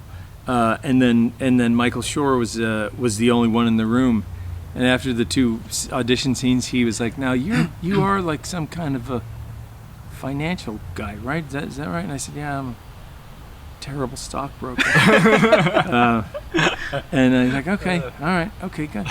And then when she called the next day, by the way, it was like, "Okay, they're going to use you, Buckley. How cool is that? But they're going to give you glasses and they're going to gray your hair up a little bit so you seem a little, give you a little more gravitas or whatever." And which they did for like the first season or two, and then I had grays, so they just left those in. Just kind of Like, morphed right into the came part. prepared. But yeah, they were. He was the first guy hired, and then who else? Yeah, Mindy wrote, and I'm trying. There were a couple others that I'm just not thinking of, or maybe not. Maybe that was it. But yeah, it was. That was so fun. I walked into the writer's room one time, accidentally. Like I went in the wrong door. I was going to ask the production coordinator something about a schedule, or something, and I walked in, and it was the coolest thing. Like, they're all sitting around this giant table, this like big, huge, like, I don't even know if it was a table or if they had just put together tables to make a huge table, but there's like 15 super funny people, like writers sitting there, and they have the big board and they have like storylines and all that, and I was like, can I just stay and listen? Get out of here, Buckley. Piss off, mate. Take a walk. Like, that was cool. Idris Elba, as you do your British accent, he was on the show for, 7 or Charles Minor. Another guy you didn't like either, but I love him as an actor. But yeah, when he was just shutting down Michael Scott, it's like, you need the son of a bitch every now and then because it really showed.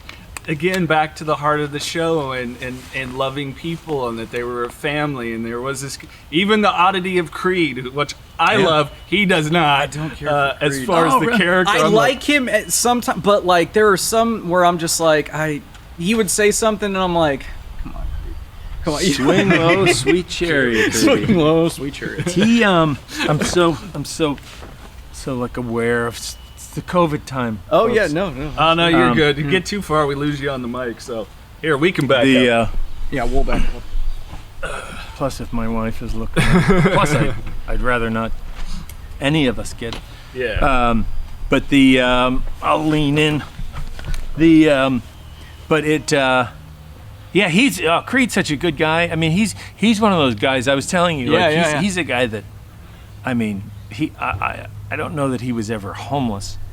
But he hit some rock bottom times, I think, and I mean, he was a rock star in the 60s and all that stuff. Right. And I'm sure, didn't make the money that, sure, the record company made the dough. And I forget the other guy that was wrote the songs with him in the band, the Grassroots. But I mean, because he was an extra on the show. Like, he started off, he was just a guy sitting in the background, like at a desk, a background person, they call it. So he's there, and I think after a little while, people started talking to him, or they, whatever it was, and somebody's like, he's pretty funny, let's give him a line, so then he had a line. Yeah. And then eventually, he became one of the regulars on the show. It's like, that's the thing that's so crazy. Like, that whole show has changed so many people's life. It's certainly changed my life. Sure. It's changed his life. Meredith, Kate. I mean, even Steve, obviously, and to a monstrous way. Or Greg Daniels, who he had hit shows before that. But Mindy gets her own show, and Ellie gets her own show, and Rain was just an actor that worked all the time, and but it's like, so it was one of those things that, and I think that was the one thing about being around there, is everybody, you could tell, was like, and then like all the crew, like, hey, we got a consistent job for 9 years or whatever it is, like, you're on a show, and everybody was very grateful. I'm sure there were inner workings of things that I didn't know about necessarily, that might have been, people start getting disgruntled. Or there's a book that's out now that I guess a guy, it was great, a guy from Rolling Stone wrote it, Andy Green, and he interviewed all kinds of people, and it sounds like at times things started to get like, come on, you're letting Steve go do a movie, can I go, or whatever. I don't know. None of that affected me. I wasn't there very much.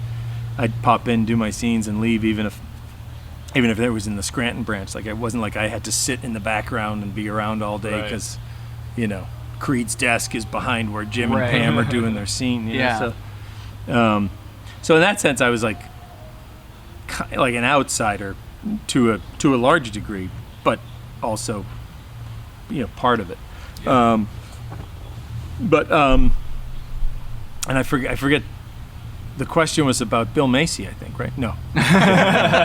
Well, we are fans of Shameless. We are on the season. I could not wait for that to come out on Netflix. You have some good time with it in that. God, this is what, your third season you're appearing in? Second. Okay, so I couldn't remember. Showed up. I don't even know what the season numbers are, but I think you were on season 9. You're Ingrid's husband when he met her in the hospital. Okay, I couldn't remember if that was season 8, and then it kind of played again in 9, and then 10 is now. Oh, that's right, because they like it's only 6. Yeah, that's right.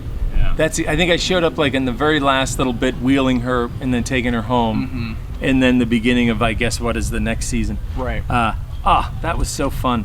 What a great guy Bill Macy is, and what a fun guy to work with. Oh, such a huge talent. And he just sits. It's so funny. He just sits there. He's so mild mannered. Like when he's not working, he plays the ukulele, and he just sits there in his chair, and he's playing, and he's talking to you. Like you have a conversation, and he's a big Office fan. Oh yeah. Like, and his daughters are, and so he was asking me. It was funny. We were sitting there. It was my first day, and somebody was talking over there, and somebody mentions like the word improv.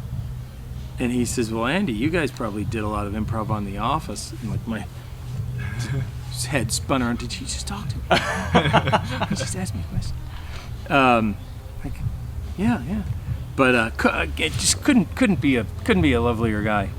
And those but that's like not a typical character that I've gotten to play, and I loved it. And that was the audition I worked with Nancy on. Like, honey, this is a big audition. It's a lot of pages and blah blah blah. And so she helped me with that, and luckily they hired me. And I mean, it was just and Katie Seagal, like she was great on that. How great is she? She's great. She's been great in everything. Like everything. Married with Children, Sons of Anarchy. Oh my God! Love it. And she's I've never actually heard her, but I think she's pretty well thought of, like a musician. Like she's a hell of a singer. Amazing voice. And that was her. A great friend of ours is Wendy Malvoin. Really? Yeah, she's like one of our best friends. I am a Prince nut. So like nobody's business. Yeah, so it's funny. So her son, Calder is his name, and Benny are buddies, and like I've been in. Actually, Benny goes to a different school now, but like in kindergarten is when we met her. Sure. And it was kind of funny because she was married for many years to a different Lisa. Yes. Lisa Cholodenko. Yes. And so at like the meet and greet at the schools, thing, like meeting the parents and blah blah blah. And it's like, I'm Wendy, and this, my wife Lisa, and I was like, oh, it's like Prince's band, Wendy and Lisa, right? And like I didn't know she was like that Wendy. Yeah. And she's like, well, no, that's a different Lisa in the band. Like, what? What are you talking about? She's like, well, no, that's a different Lisa. This is my wife, Lisa. That's another Lisa I do music with. And I'm like, you're fucking Wendy. That's you. Oh my God. She's magnificent. She said, I love musicians. It's so fun. I don't know what it is. Like I got some great Austin musician friends, and like Rob Thomas. I've gotten to become buddies with him. Darn. Which is so awesome. He's a big comedy fan, and I made a beeline for him at the other guy's premiere. I'm like, oh shit, that's he was smooth. No, but it's so funny because he was like, I said to Mari, like, that's Wallace. We got to say hi to Wallace, and I'm laughing like, what? I am. But in Lyle, I guess I worked with Lyle Lovett once, but oh my God, like he couldn't have been. What a gentleman that guy is. I don't know, musicians just seem like such lovely people. Oh. I know that there's always the jokes about him and Julia Roberts, but there's a reason, because that SOB, and you could tell through his lyrics of what kind of content of character he has. Yeah. But such a talent. And he was, he was great. It was an episode of, it was really fun. It's too bad the show got canceled. I was like, the next season I had a whole really fun storyline, The Bridge. Did you ever see that? It was based on a I think an Israeli show, but it's about the border, and Juarez, and the drug trade back and forth, and it was, Patrick Somerville is the guy who he was the showrunner of it. God, and I'm forgetting the two stars. It was great though. It was an FX thing. It was fantastic, and actually Brian Baumgartner did 2 episodes of it, and he's fantastic. He plays this reporter who's in recovery, and he's not the reporter. A reporter utilizes him to get some information, and Baumgartner's character is like trying to stay clean and then maybe he doesn't. I won't ruin it for you. Okay. And he's so fantastic. Like, that's the thing that's crazy. Like, Brian, people think of him as Kevin. Like, he was in, very smart guy. He was in Minnesota, I think in Minneapolis, but there was a theater that he was, like, for 15 years, he did plays, blah, blah, blah, blah, blah, all that stuff. Then he comes to LA, and literally within like 4 months, he's on The Office. It's really kind of funny, but he's a very versatile guy. He's not just Kevin. But Macy was so great, and that was such a fun thing to get to do. And it's just and then I showed up there and that whatever the next season with the kid with the. I don't want them anymore. You take them. Yeah. your kids, you take them. She took off on me. Macy seems like he played, because I went into starting Shameless after seeing Wild Hogs first. So when I think of him, I think of like, this nerdy guy with the apple tattoo and all that. So I'm just like, wait, he's, like drunk. You still haven't watched Boogie Nights, have you? I haven't seen Boogie Nights. Oh, Little Bill. I haven't. Oh, But so Boogie going Nights into is- Shameless, he plays the perfect Yeah. drunk. You know what I Yeah. mean? Like the perfect but he's so manipulative and almost kind of charming in a way. Like he's great with and words. as someone that's been through it, grew up around addiction and everything else, it is so incredibly believable because there's a common trait of becoming a chameleon and knowing manipulation, not because you are intentionally a piece of shit and malicious. You're It's just trying to get what you because want. it's your survival method, Yeah. and we just as humans have a way to fulfill our needs, and it's unfortunate that for some of us, it's addiction that is filling that, as opposed to good, proper, things and stuff of that nature. It is such a well done and written character to Yeah. a T. Yeah, and I've only seen, a dozen episodes of it or whatever, and they're all great. They're all great in that shit. It's really when you just like the word addiction, I was just thinking like, I mean, there's the greatest addiction on the planet, like everybody. Mm-hmm. And it's, it's our technology definitely can be. It's just so wild, and I see it with myself, although I haven't once during this reached for that. But it's funny, you're just so programmed. Yeah. And you just, looking up, Wake whatever, up, check your nothing. phone every 2 seconds. Check your phone every commercial break. Check your phone. It's crazy. It's wild, Mm-hmm. and I guess it can be anything: shopping, whatever, news, people. It's For me, it was more people, So it was, codependency. This poor guy's heard my stories of relationship stuff, but it was definitely people and that validation, and I think that's why I have to curb myself with my phone. Is like, oh, that photo I post, oh, how sweet, and I'm not like, oh, this chick wants me. It's like, oh, I got nice words, and looking for that validation and. So it makes interesting. It makes sense. It's hard to. It's better to not necessarily need it, but it's a nice feeling. Sure. And it's easy to. It's gotta. Kids. It's gotta be so like Morgan. Or whatever. Like she or Benny. It's like these teenagers and Instagram and all. It's just gotta be so. It's just gotta be so. And every fuck up is right there. Yeah. Oh yeah. You can't. Well, and people are so damn critical because, they forget how important failure is to just growth in life in general. Like I said, someone in recovery, relapses, they happen, and they have happened. It's learning from that situation. Why did they happen? What spiked it? What, for me, it's toxicity with people. Someone that had craved that for so long, it's like, now I got to avoid it. So, and you see that, and I worry about that with my kids. My son, who's got Asperger's, autism spectrum, he could give two shits. Whereas my daughter, she's got the conversation going with the friends and stuff that I can monitor. But I worry for, how it creates their self-esteem, or that they're letting it create their self-esteem. And it's such a different damn day and age when it was, hey, let's get out there, play some football, and hey, we get knocked down, we get up, we learn, we grow. And it's such a different and weird way of play that goes on in how we expand ourselves, because everyone's under a microscope, it seems like. Yeah. It's Absolutely. It's is your son? Does he have it in a significant way? Asperger's. He is so incredibly high functioning, but if let's say I know your youngest is probably a couple years older than him, he would be more prone to sit and talking with you and the missus, and he would want to go into politics and world facts. He's very switched on, and Oh my God, Yeah. that's wild. he'll sit and he will, So he's 11 or he's 7? He's 11. 11, He'll be that's 12, right, he'll 11 be and your 12, daughter's 12, yeah. Well, we're recording now. We're recording actually 1 week away from my birthday, less than a week, but his is the 20th of August. So, yeah. But An early happy birthday to both of you. Well, thank you. But yeah, I switched on, man, and it's it's a trip. It's a challenge, but hey, that's just life, It's just life. So. Yeah, it's wild. It's there's obviously a lot of that, or it feels like there's a lot more of that in the world these days than. But maybe not. Maybe it's identified. I think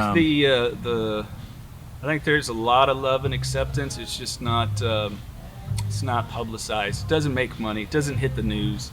Yeah. And I think that's an unfortunate thing. Is that negativity, just by the nature of the way our brains work for protection and fight and flight mode, we just gravitated towards it more. That's like Mikey, and myself, really, anxiety being driven up or whatever it is, and so for me, it's kind of like, man, if I can help one person start on the path to healing while I'm on it, and do it without hypocrisy, because like I said, relapses happen, and these things, and you try to focus with it, or if it's anxiety, or before we started recording, I wanted to show people that, hey, you could have stayed where you're at, but you said, I have this thing and it's working for my family and everything, but this acting, that's really my passion, because you only get this one go around as Andy, and so it's like, all right, I got to do this shit. And it sounds, you had an amazing supportive wife who had tools to help you excel at that as well. I mean, what a blessing of opportunities.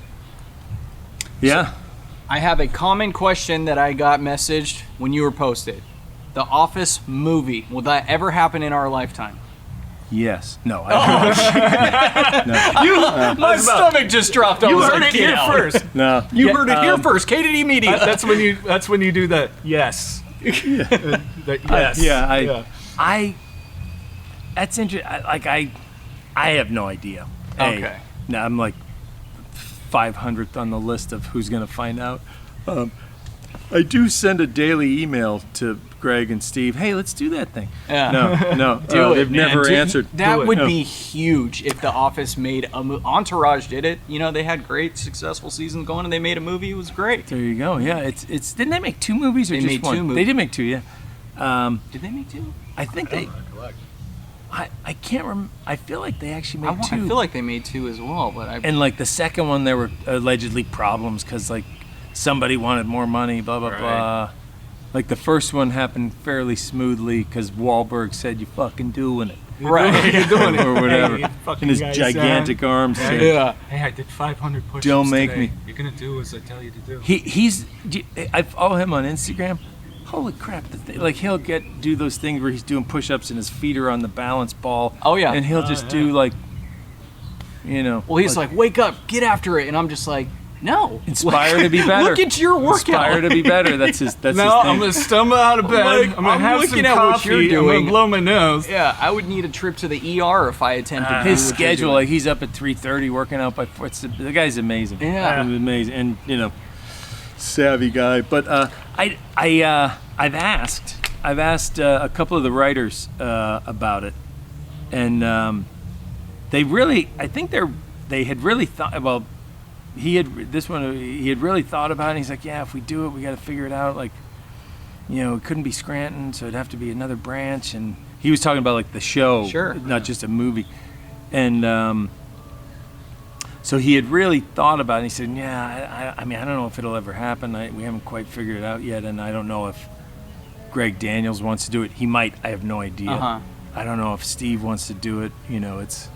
And then if you pursue it without them.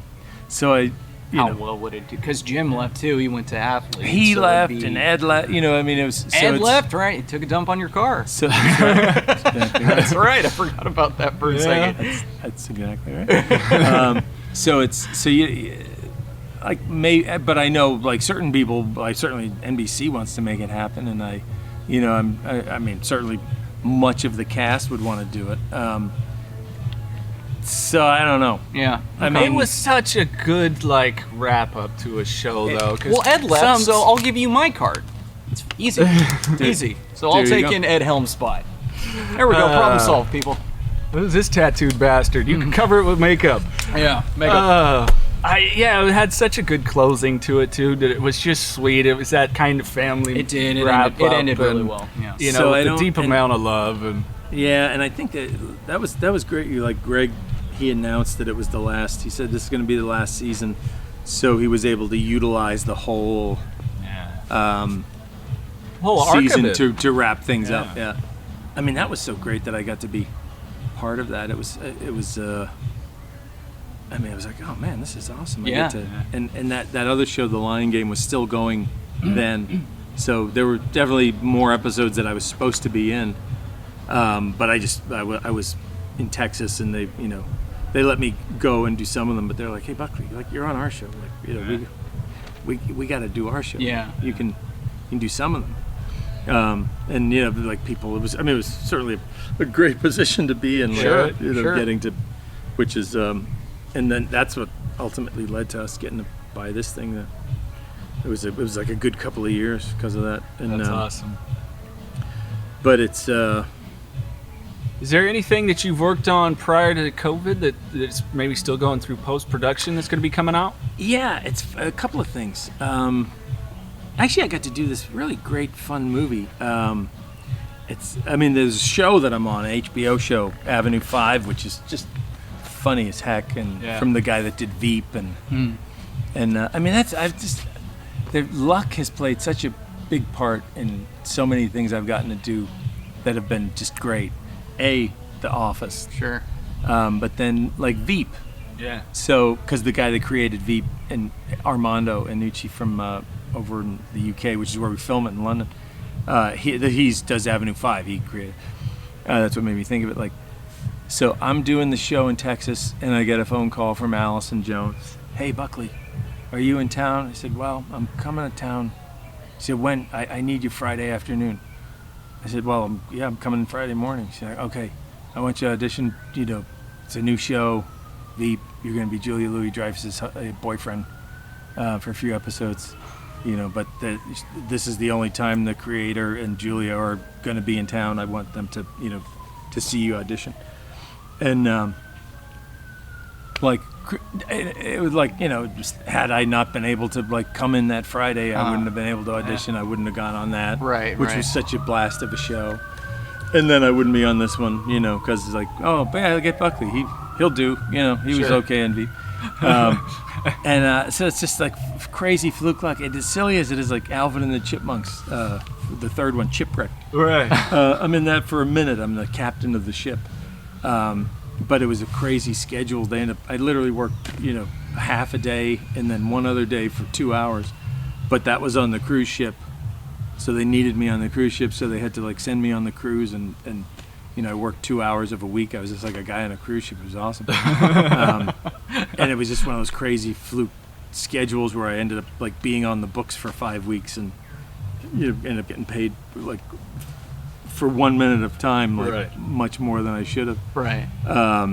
And that was the same sort of a thing, like, it was like a late Friday afternoon audition right before Christmas holiday, and only like 4 or 5 guys showed up, and somebody had turned the part down. I think it was Rob Corddry.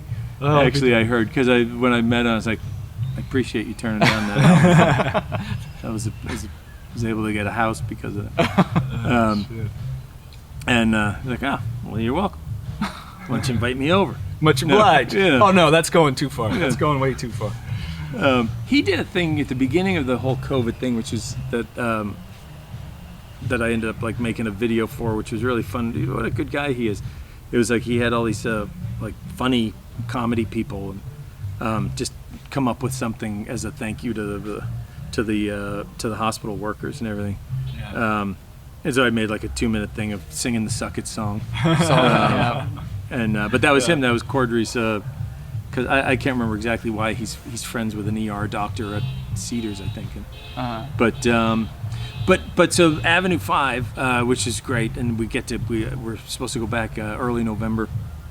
for HBO. It's Hugh Laurie, Josh Gad, and Zach Woods, and I mean all these funny folks from England. And the woman who I play her husband, she's one of the main people. I'm like her, I'm the Angela to her Dwight, I guess, if you will.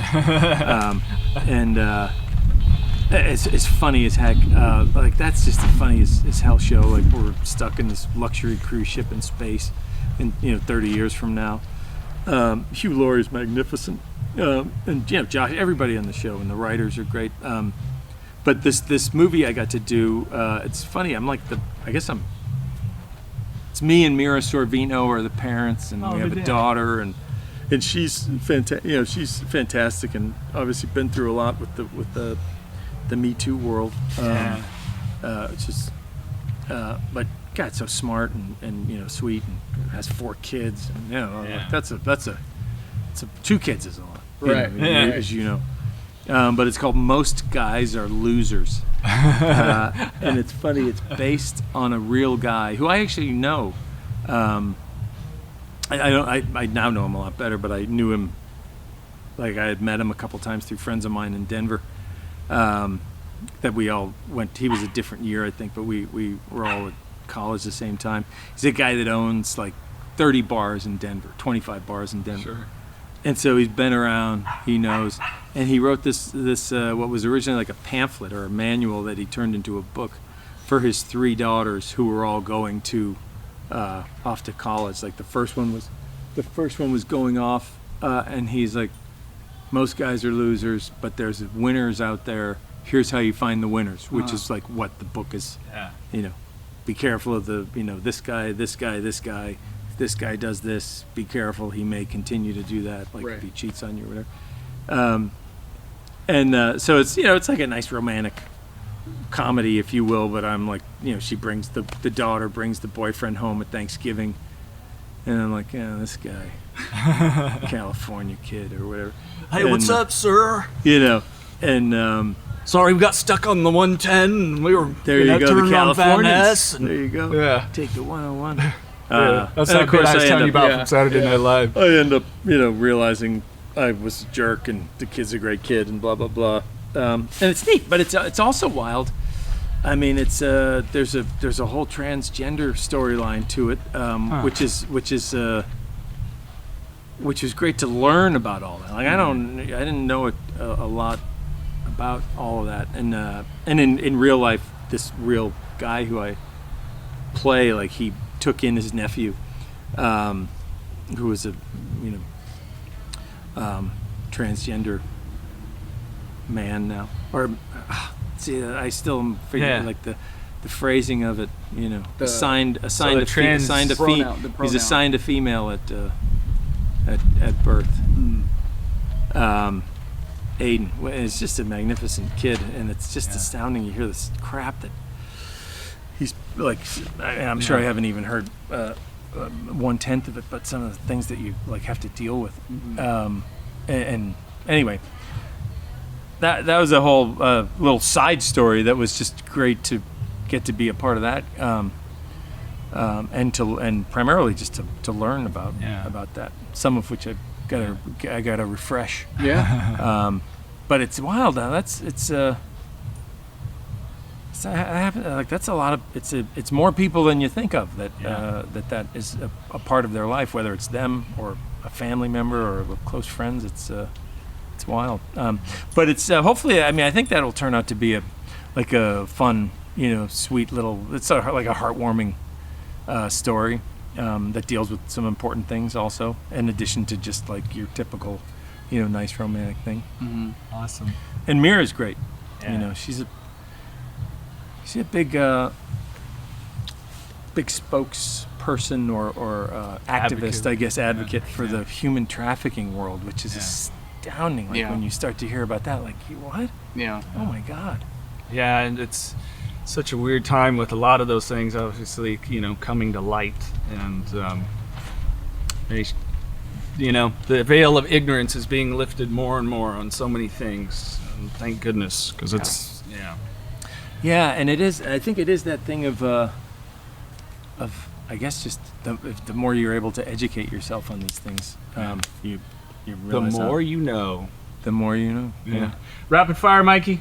Okay. Let's do it. Rapid fire. All right, we'll wrap some of these wrap this up here with Andy, and we appreciate it. We've been hanging out here for a couple hours. So 5150. The one I always like to ask is, if you could have dinner with anyone, alive or has passed away, who would it be and why?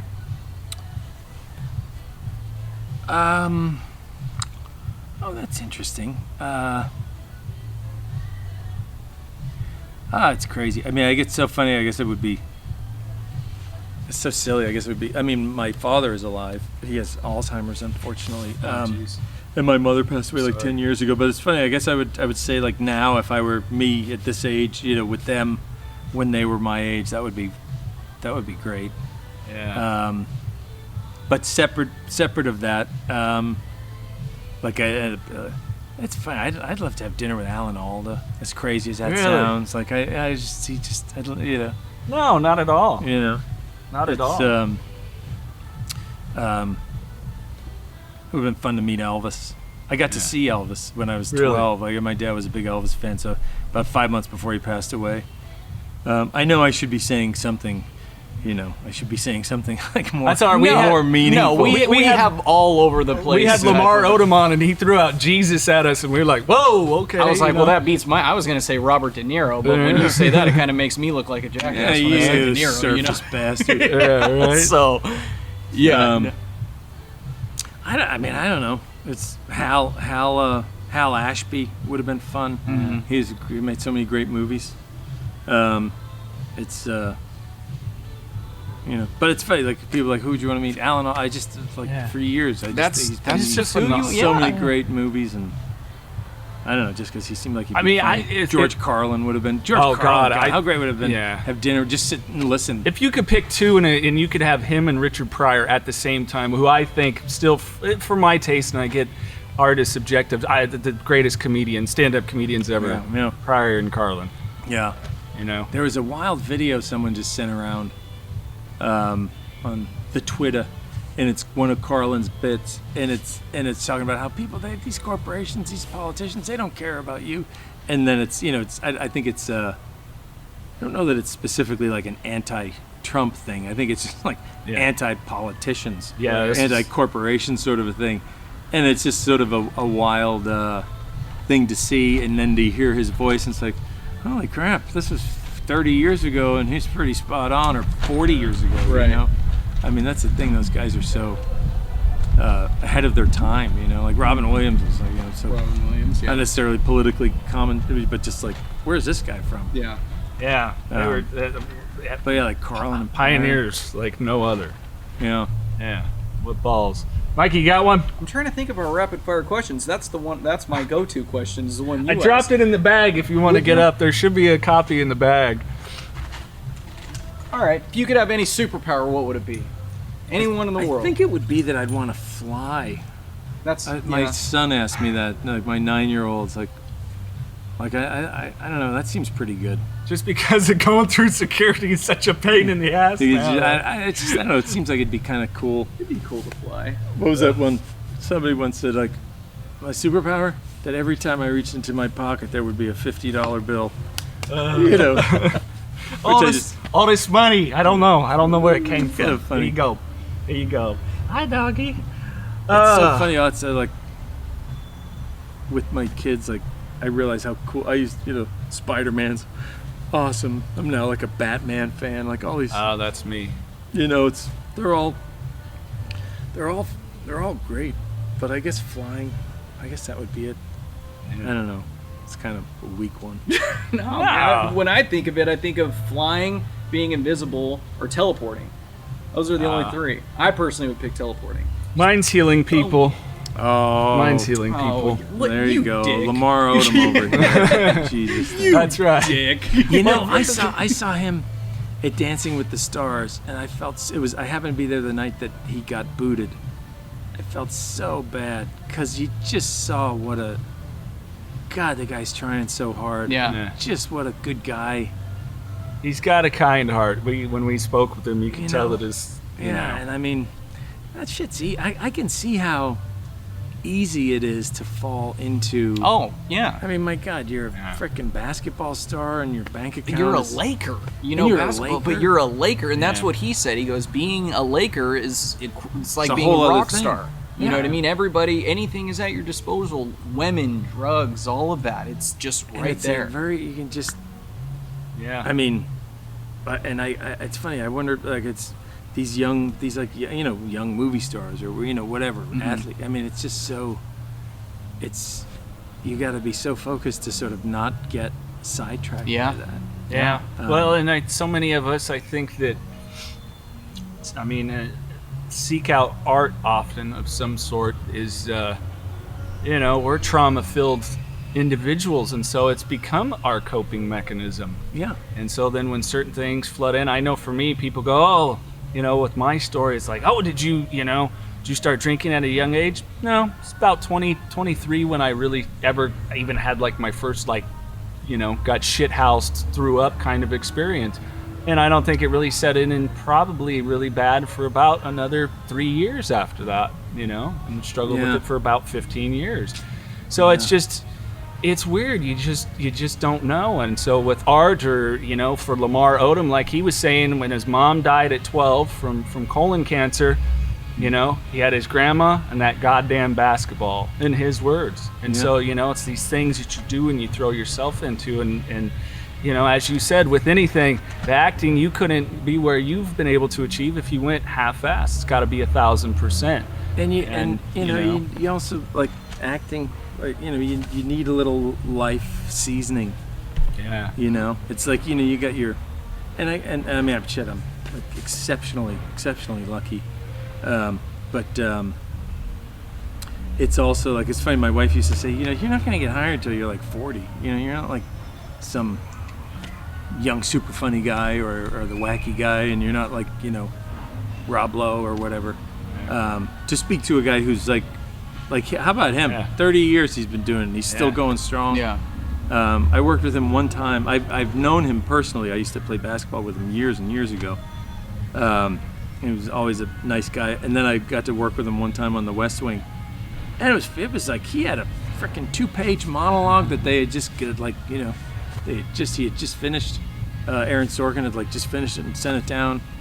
And he was awesome. Yeah. I was like, holy crap, there's a lot of shit that he's. Yeah. It took him a couple takes, but only a couple. And I'm sure he works his nuts off to stay.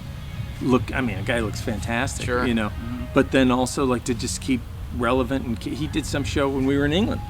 There was a show that was on. It was like a 6 or 8 episode show of him as like a American who had got, I think he had a child with a British woman, and maybe that, I never watched it, but it was advertised and got nice reviews and stuff. But anyway, maybe the mother passes away, so he comes over to live with the daughter, and so he's the local cop in some Hampshire, one of these British towns, and I was like, never showed here. No one's ever heard of it here, but it's like some show, and he did it over there, and it was inspired to do that or whatever. I haven't listened to his podcast, but he's a funny guy.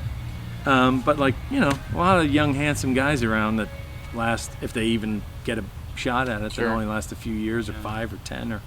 I mean, the guy just keeps going, and then Parks and Rec, and then The West Wing, and then this, Code Black. I think one of those shows he's on. Oh, he's on the new 911. Oh, right. He's I don't know, 911 Texas or something. I don't know what it is, but we'll just move it around. Yeah. Work for CSI, we can do it with this. Exactly. Why not? And people love the crime and related stuff. Exactly. It's got the huge draw. I got to do one of those 911s. I got cut in half.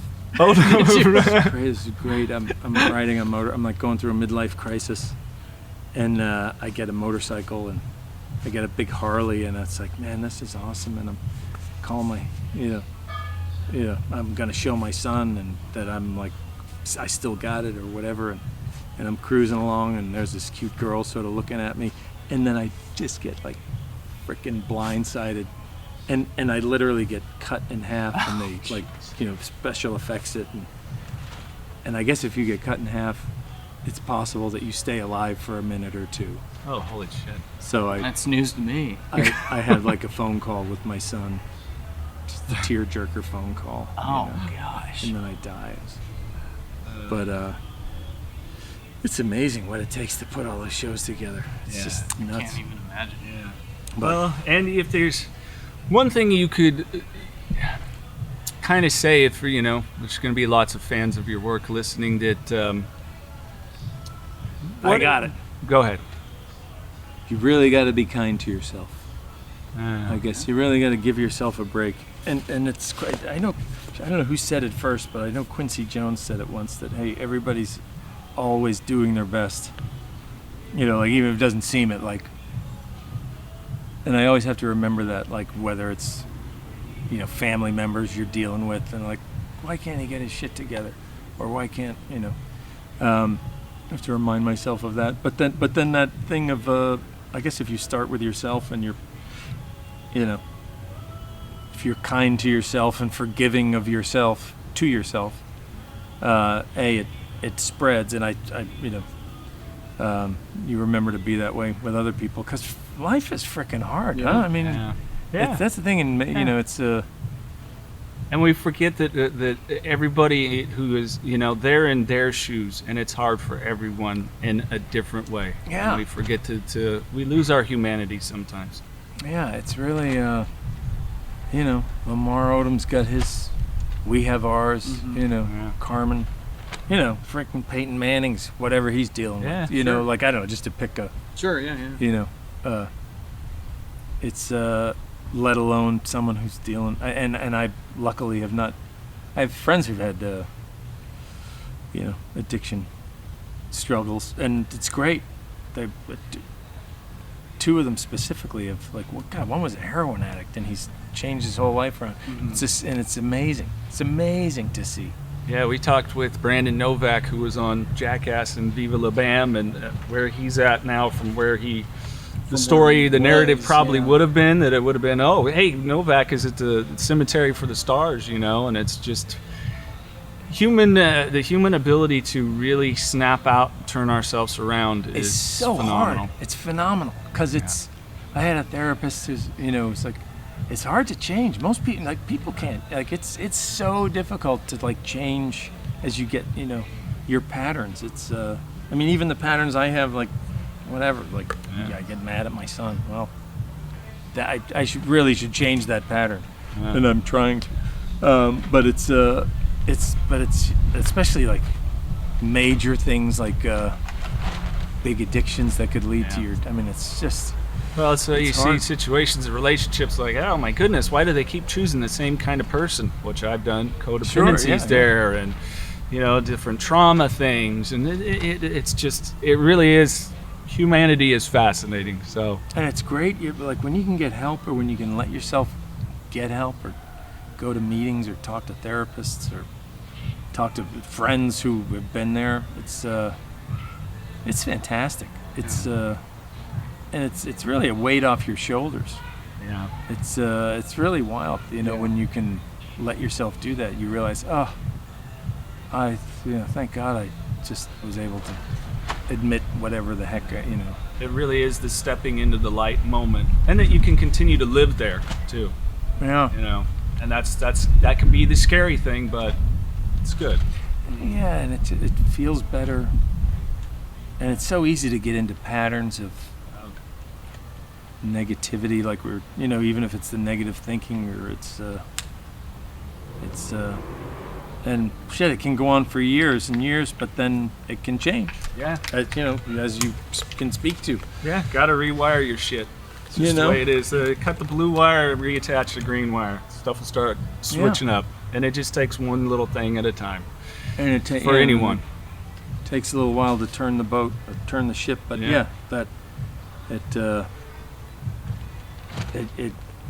God, and how great is it 2 years after the fact, and you're like, oh my God, that's where I was 2 years ago, and here's where I am now. Yeah. Mr. Naraki, anything else? That's it. Mr. Andy. Just wanted to thank you for your time. Thank you for having us. Thank you for thank you for your time. This was great. Of course. This was a blast. Yeah. No, likewise. I enjoyed this immensely. Yeah. Well, hopefully we'll be able to speak with you again when this stuff opens up. You know, I know. I won't be so conscious of like. Hey, no, we get it, man. We get it. We're with you too. So yeah, no, it's just such a weird. This guy at the hotel. Hey, did you put your fucking towels around your It's like, pillows? these beds are comfortable. I'm like, tight. Wrap your towels. What do you mean? Wrap your pillows. Put towels on them. You bring a blanket, throw that on. Don't trust their blankets. See, I don't need to have anxiety because I got his anxiety. Lysoled the whole place right when I got there. Lysoled this, Lysol that. I'm glad to hear it. I'm gonna report that to my Let her know he didn't and I did. What are you talking about? I wiped my room down. Made sure he didn't need to. I made he sure. didn't need to because you were. I got your anxiety. Showing thoughts of rhyme.